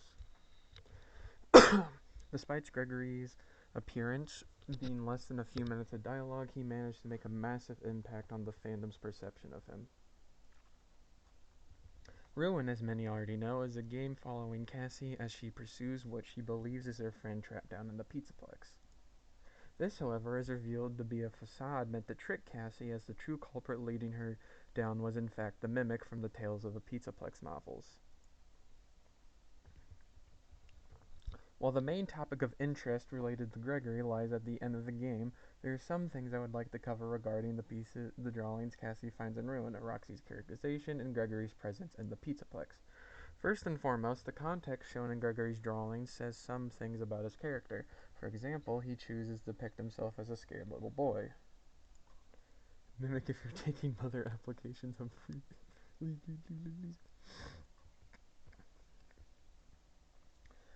For most children, this is not the norm. Typically, kids have a lot of ego naturally and love to think of themselves as the heroes of their own stories.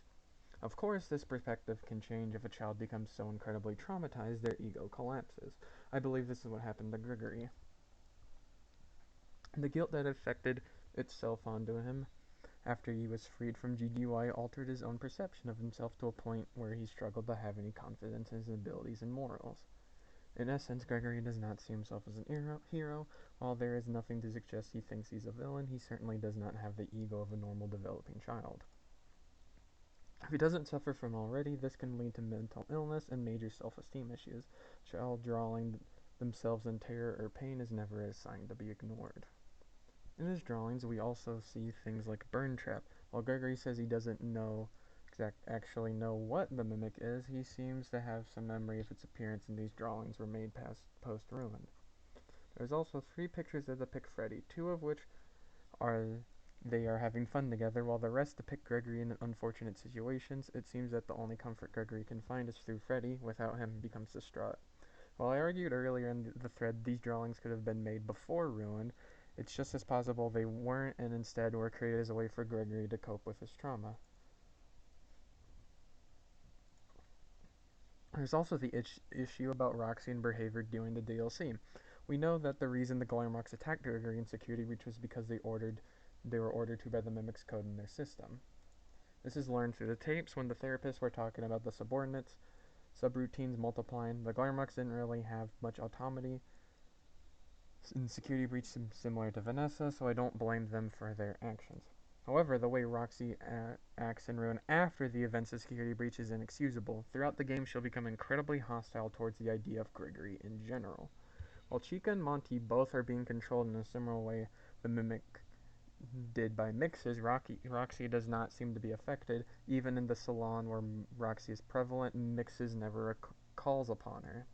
This implies she has complete control of herself. Furthermore, we see her display autonomy when she apologizes to Cassie and refuses to attack her. If she was being controlled by Mix's distress signals, she wouldn't do that. We also know she has memories from Security Breaches. When she attacks Cassie thinking the girl's Gregory, she specifically tells her to give her eyes back. Basically, this means Roxy knows she attacked Gregory against her will, she knows that Gregory is scared of her, and she knows that she broke her programming by attacking a guest. However, despite that, not a single apology comes out of her mouth directed towards Gregory. In fact, even worse, if you're actually caught by Roxy in one of her jump scares, it looks like she actually kills you. The jump scare is so violent that Cassie is literally flailing around trying to escape. While we know Roxy can't be blamed for her actions in Security Breach, it shows so much about her character that there is zero remorse towards a child. If memory serves, you have to be at least on the 4th hour of Security Breach in order to get Roxy's eyes in the first place. This means Roxy chased Gregory for a good 4 hours in a shock he retaliated. Again, Freddy pushed the idea of stealing her eyes in the first place. I don't want to see a single person claim that this was a decision Gregory consciously made on his own, because to put it simply, it just wasn't. While I won't claim that Roxy doesn't have compassion, because she does, I just believe it's a damn shame that her compassion doesn't extend to the little boy who is trying his best given the worst stack of cards.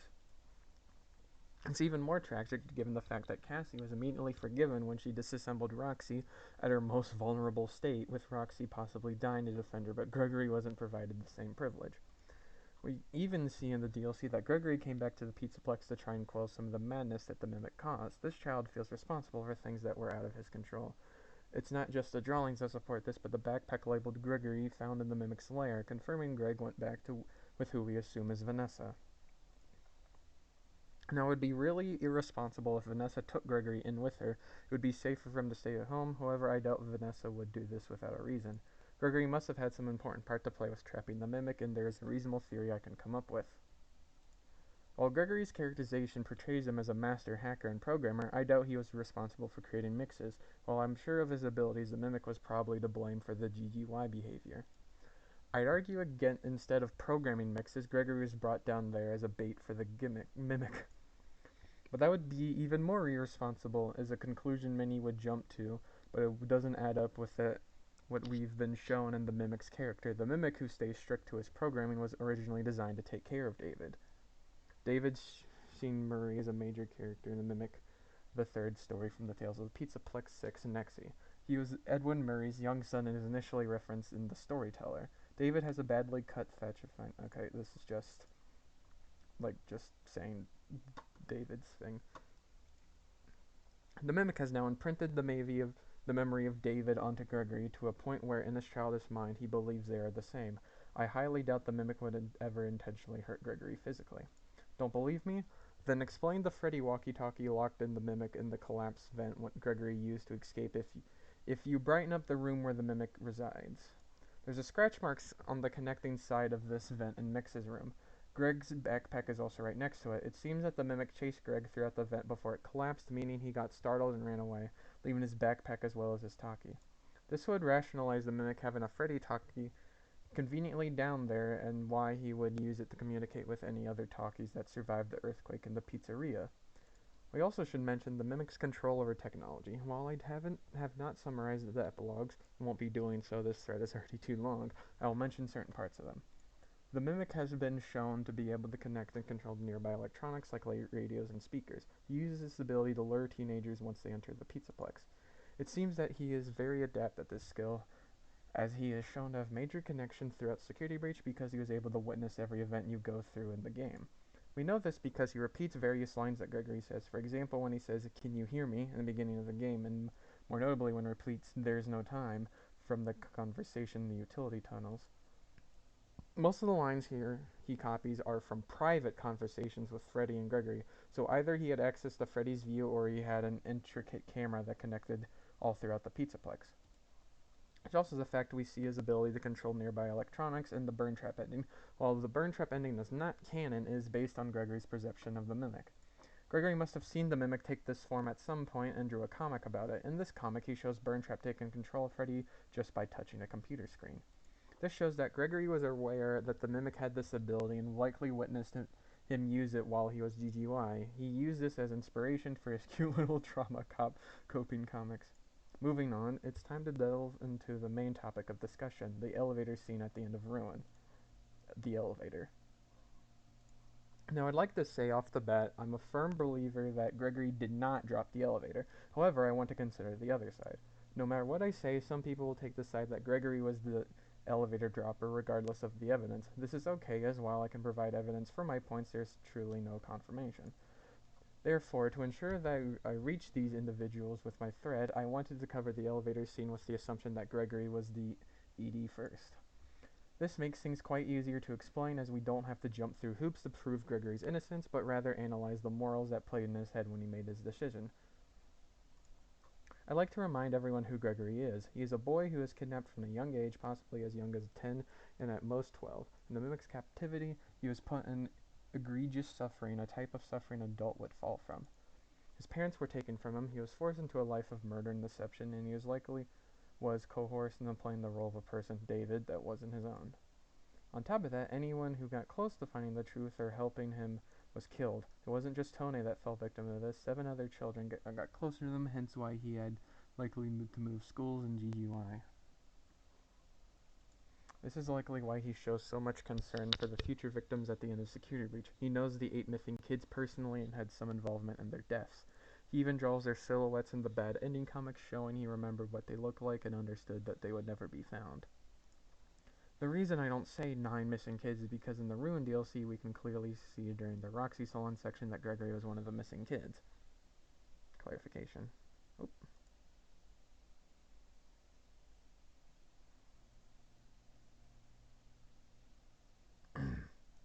The missing person posters seen on the newspapers in Gregory's comics has a silhouette that looks suspiciously like Gregory as well.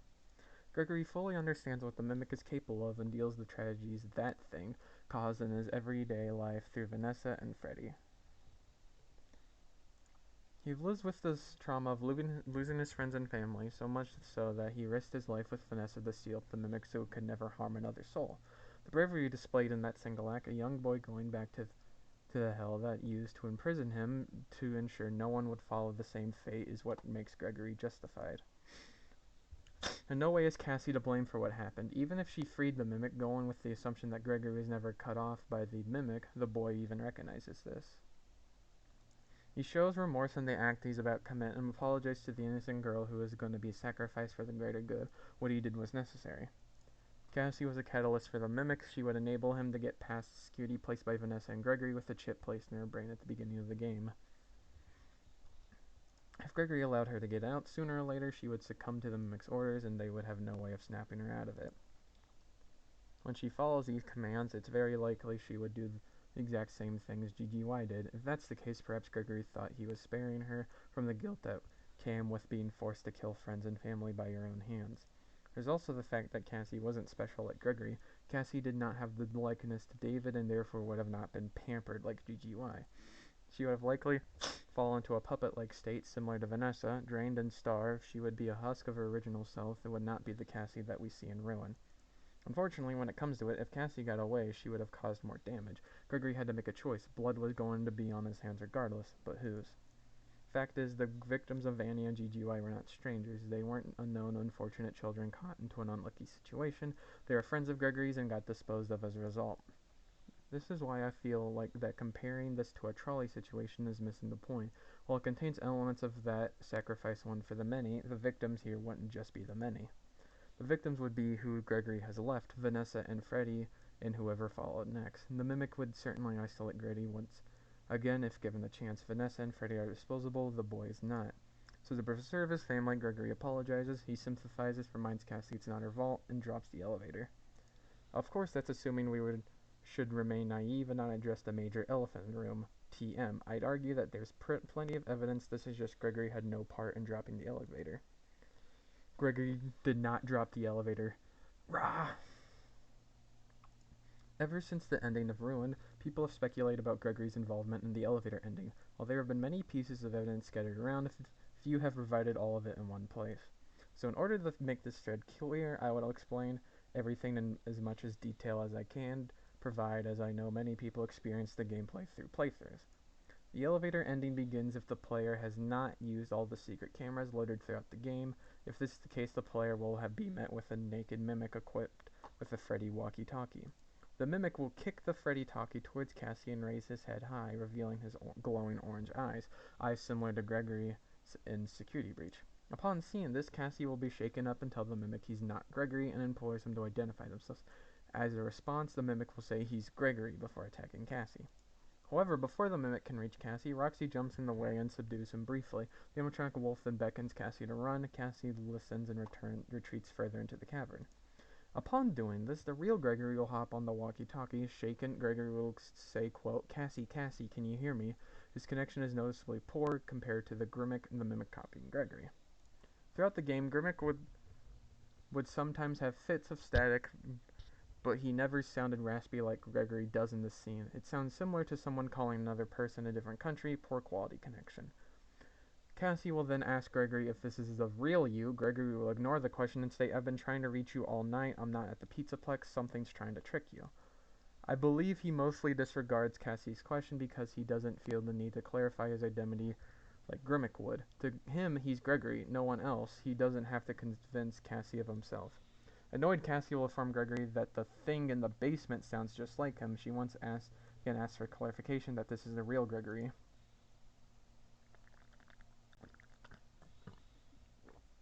Gregory, a bit taken aback, sarcastically states, is there another option? You need to get out of there now. Unlike the Grimmick, this Gregory acts like Gregory we see in Security Breach, a combination of an ironic nature meeting a serious situation. Gregory then tells Cassie he will help her escape if she follows the directions provided by an unknown friend of Gregory's. I'm inclined to believe that this friend is not Vanessa or Freddy. When Gregory mentions the friend who has access to the building maps, the walkie-talkie cuts out specifically at their pronouns. This is strange considering there would be no point in hiding that information. That is, unless this is a character we haven't met yet. If so, hiding their identity would be beneficial to understanding the story and it avoids unnecessary misinformation. I'm also inclined to believe this individual is male. The only information we have them is that they have access to the building maps. If they were a girl, we automatically assume as Vanessa, as she would be reasonably be able to see the building maps. However, since they hide the pronouns, I believe that's not the conclusion we should be making. That's why I firmly believe that the person who helps us has a familiar relation to Cassie. While we don't know much about her family, we know that her father worked in Fazbear Entertainment. He, as well as other family members, would possibly have access to the building maps. This would make it possible for one of them to be helping Gregory. It would also add some reason for Cassie to mention her dad being an employee at Fazbear's at the beginning of the game. Story elements like that aren't placed with no reason. As to how Vanessa, Gregory, and a family member of Cassie's met, I can't be certain. However, the emphasis on Luis Cabrera and Help Wanted leads me to believe he's connected to her. We have zero description of him besides his age, 24 years old. We know he was buddy-buddy with Vanessa from the emails. He also has a Hispanic last name, which seems to also match with Cassie's heritage, Afro-Latina. While most of this is speculation, if it's true, there is no possible way Gregory would drop the elevator, assuming that Gregory is the only one speaking in the elevator. He mentions we, implying everyone there was in agreement to drop Cassie. However, if Cabrera is one of Cassie's family members, there is no way he would ever allow that to happen. Moving on, after the Mimic beats Roxy, he heads to Cassie. Hearing this, Gregory implores Cassie to run. From there, a short chase ensues, leading Cassie through a series of tunnels before reaching an elevator. When she gets in the elevator, Gregory briefly talks to her about mixes and the thing in the basement. He practically gives her a basic explanation about what's going on, and explains that the mixes program was designed to trap the Mimic in the basement, further cementing the fact that Gregory did go down there at some point to help seal it. He seems like he's about to continue his explanation before he's briefly cut off by static. When this happens, 2 subtitle boxes appear instead of 1. As of most recent update patch Ruin, all subtitle issues were seemingly fixed except this one. 2 Gregory subtitles will still overlap when the speaker screech occurs.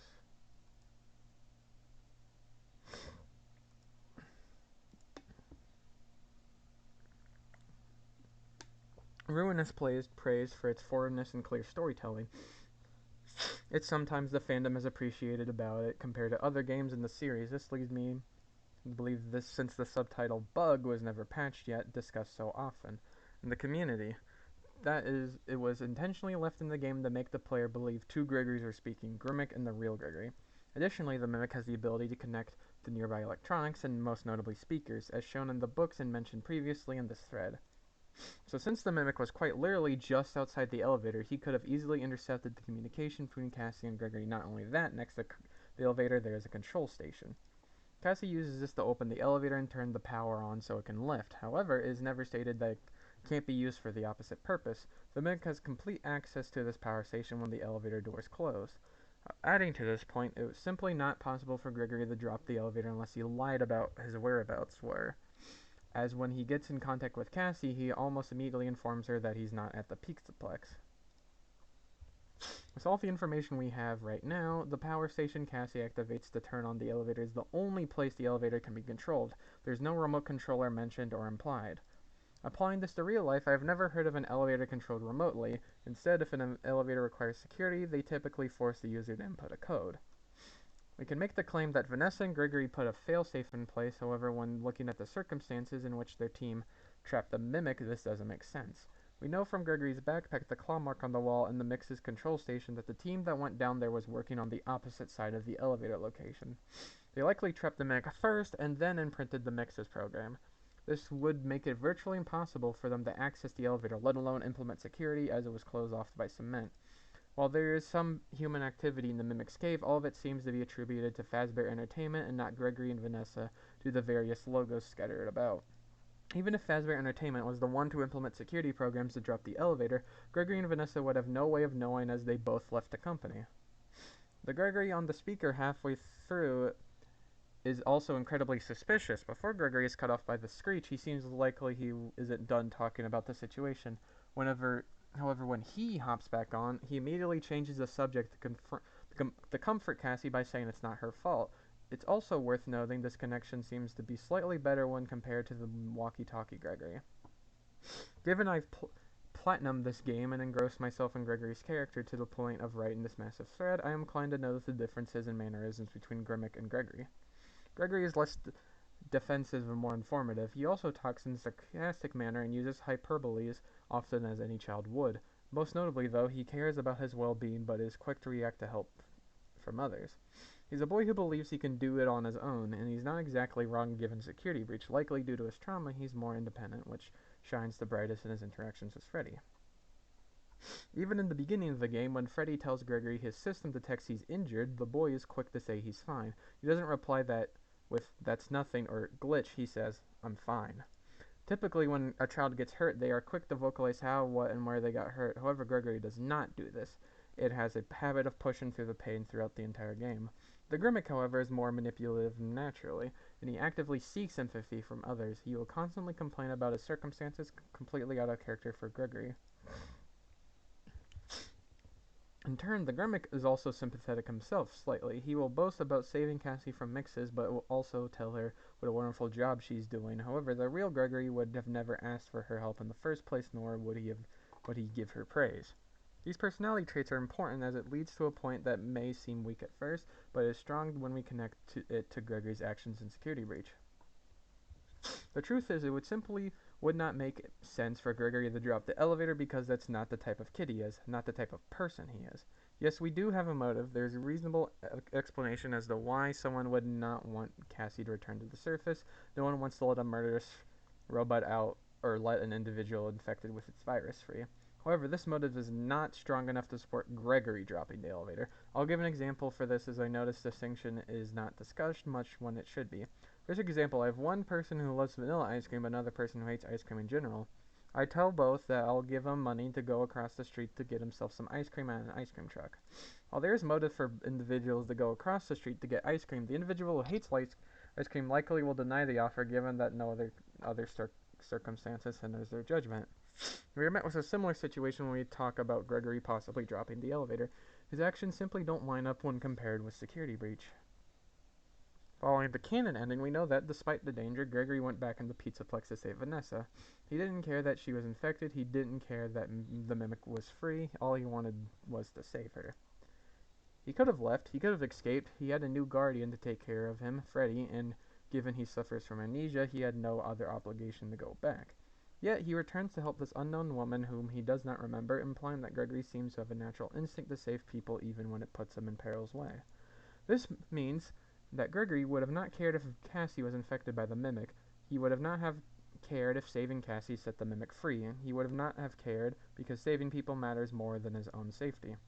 In his eyes, if he has any semblance of memory during his time as GGY, saving Cassie would be a do-over, a way to redeem himself as the friend he could save, the friend that wasn't taken away from him. That's why the motive of the Mimic escaping or Cassie becoming the next Vanny simply wouldn't work for his character. It would contradict the kind, wonderful, and caring child we know, because deep down Gregory cares more for others than himself.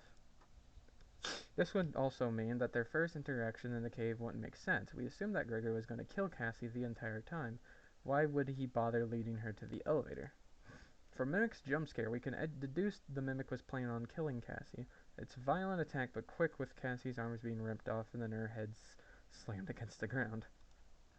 There would be no point in Gregory going out of his way to prevent this if he was planning on doing the exact same thing. Even if we claim that Gregory was sparing her from the violence, dying is one thing, but dying due to betrayal is another. It would be less tragic, less agonizing, and less heartbreaking to die to the mimic than it would be to die because of your best friend. It offers no comfort and no love, only a terrible end. Leaving Cassie to the elevator would have been pointless suffering that we know Gregory has no interest in. Truth is, Gregory had every intention of saving her, but he was cut off, resulting in her fall.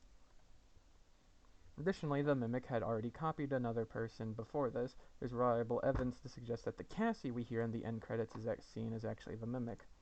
The voice line used in the credits is actually the first voice line used in the Kill Roxy scene. When Roxy welcomes Cassie back during the fight between Mimic and Roxy, you can turn off voices to hear what happens. What occurs is the Mimic and Roxy fighting, and Roxy quickly realizing he's out of her league and calls for help. This is followed by a loud bang and series of glitchy Roxy lines. The Mimic at this moment seems to be shifting through all of her lines she said in the Skater Beach and Distorted series, ending off with an I'm awesome. This would explain why we hear Roxy beckon to Cassie after the elevator drop. The Mimic is mimicking her too. It's a pattern that will likely repeat in the series if you have trouble figuring out what's the truth. However, I believe that Ruin made it quite obvious Gregory wasn't responsible for the elevator. I'd like to conclude this section with a piece of evidence that has been beat to death over and over again, but is so strong I just can't not include it. Before the "it's not your fault" line and the tone shift, there's a subtle glitch in the audio of the speaker. You might not have noticed it on your first playthrough, but when it's pointed out, it's so glaringly obvious you can't miss it. Now, I've mentioned before in this thread that at the time of the glitch, Gregory seemed like he was gonna continue the talking about mixes. However, he randomly changes the subject after it.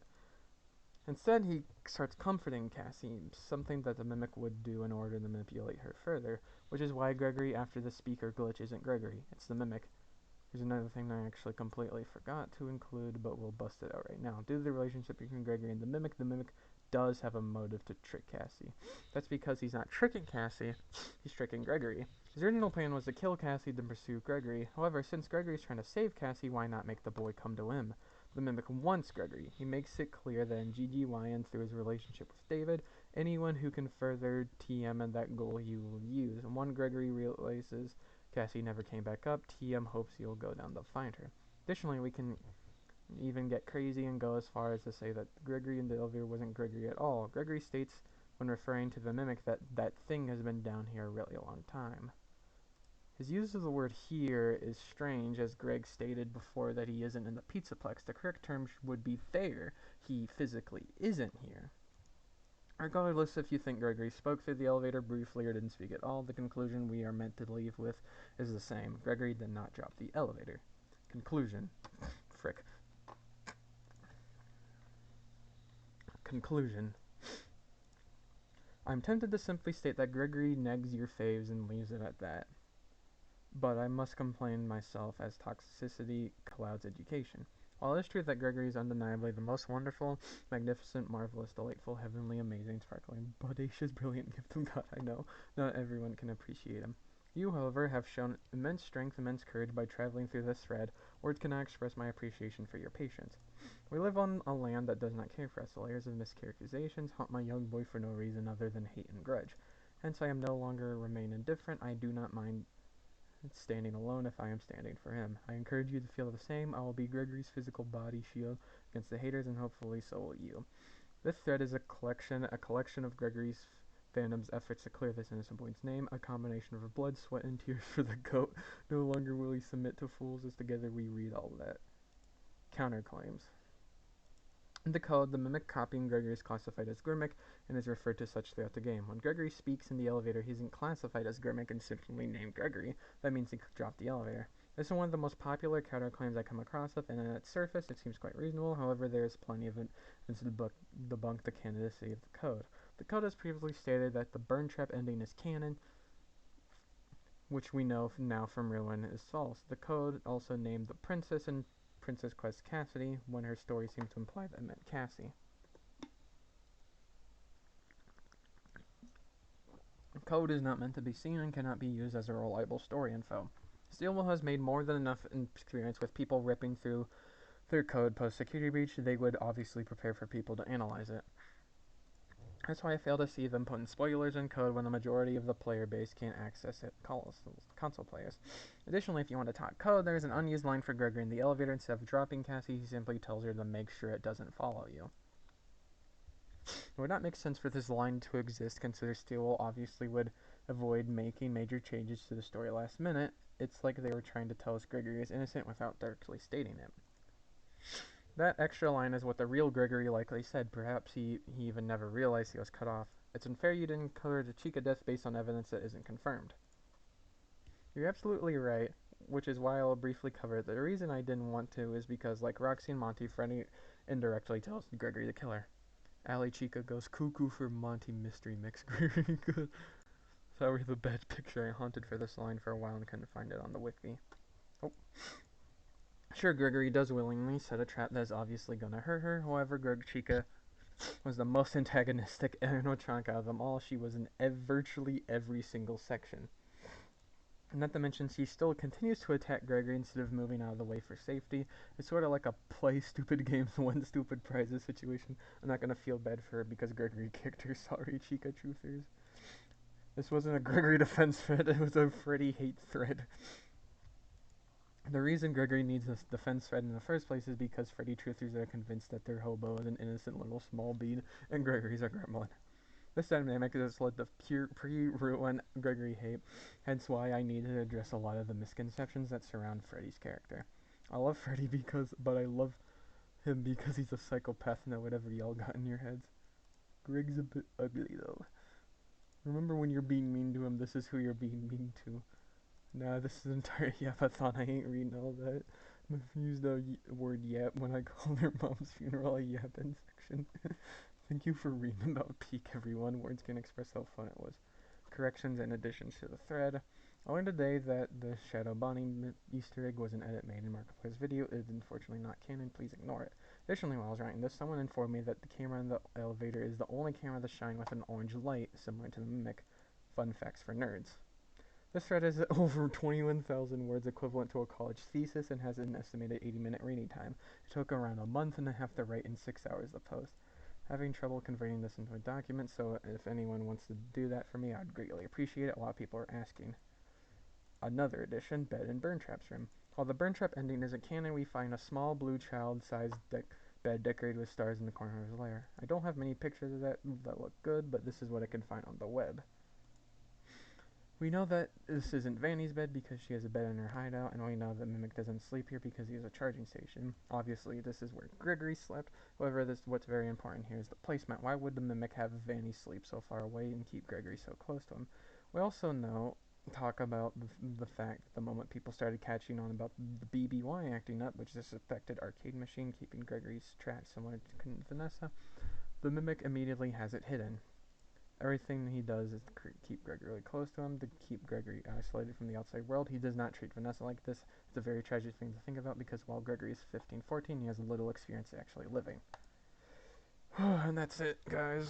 Hope you guys enjoy.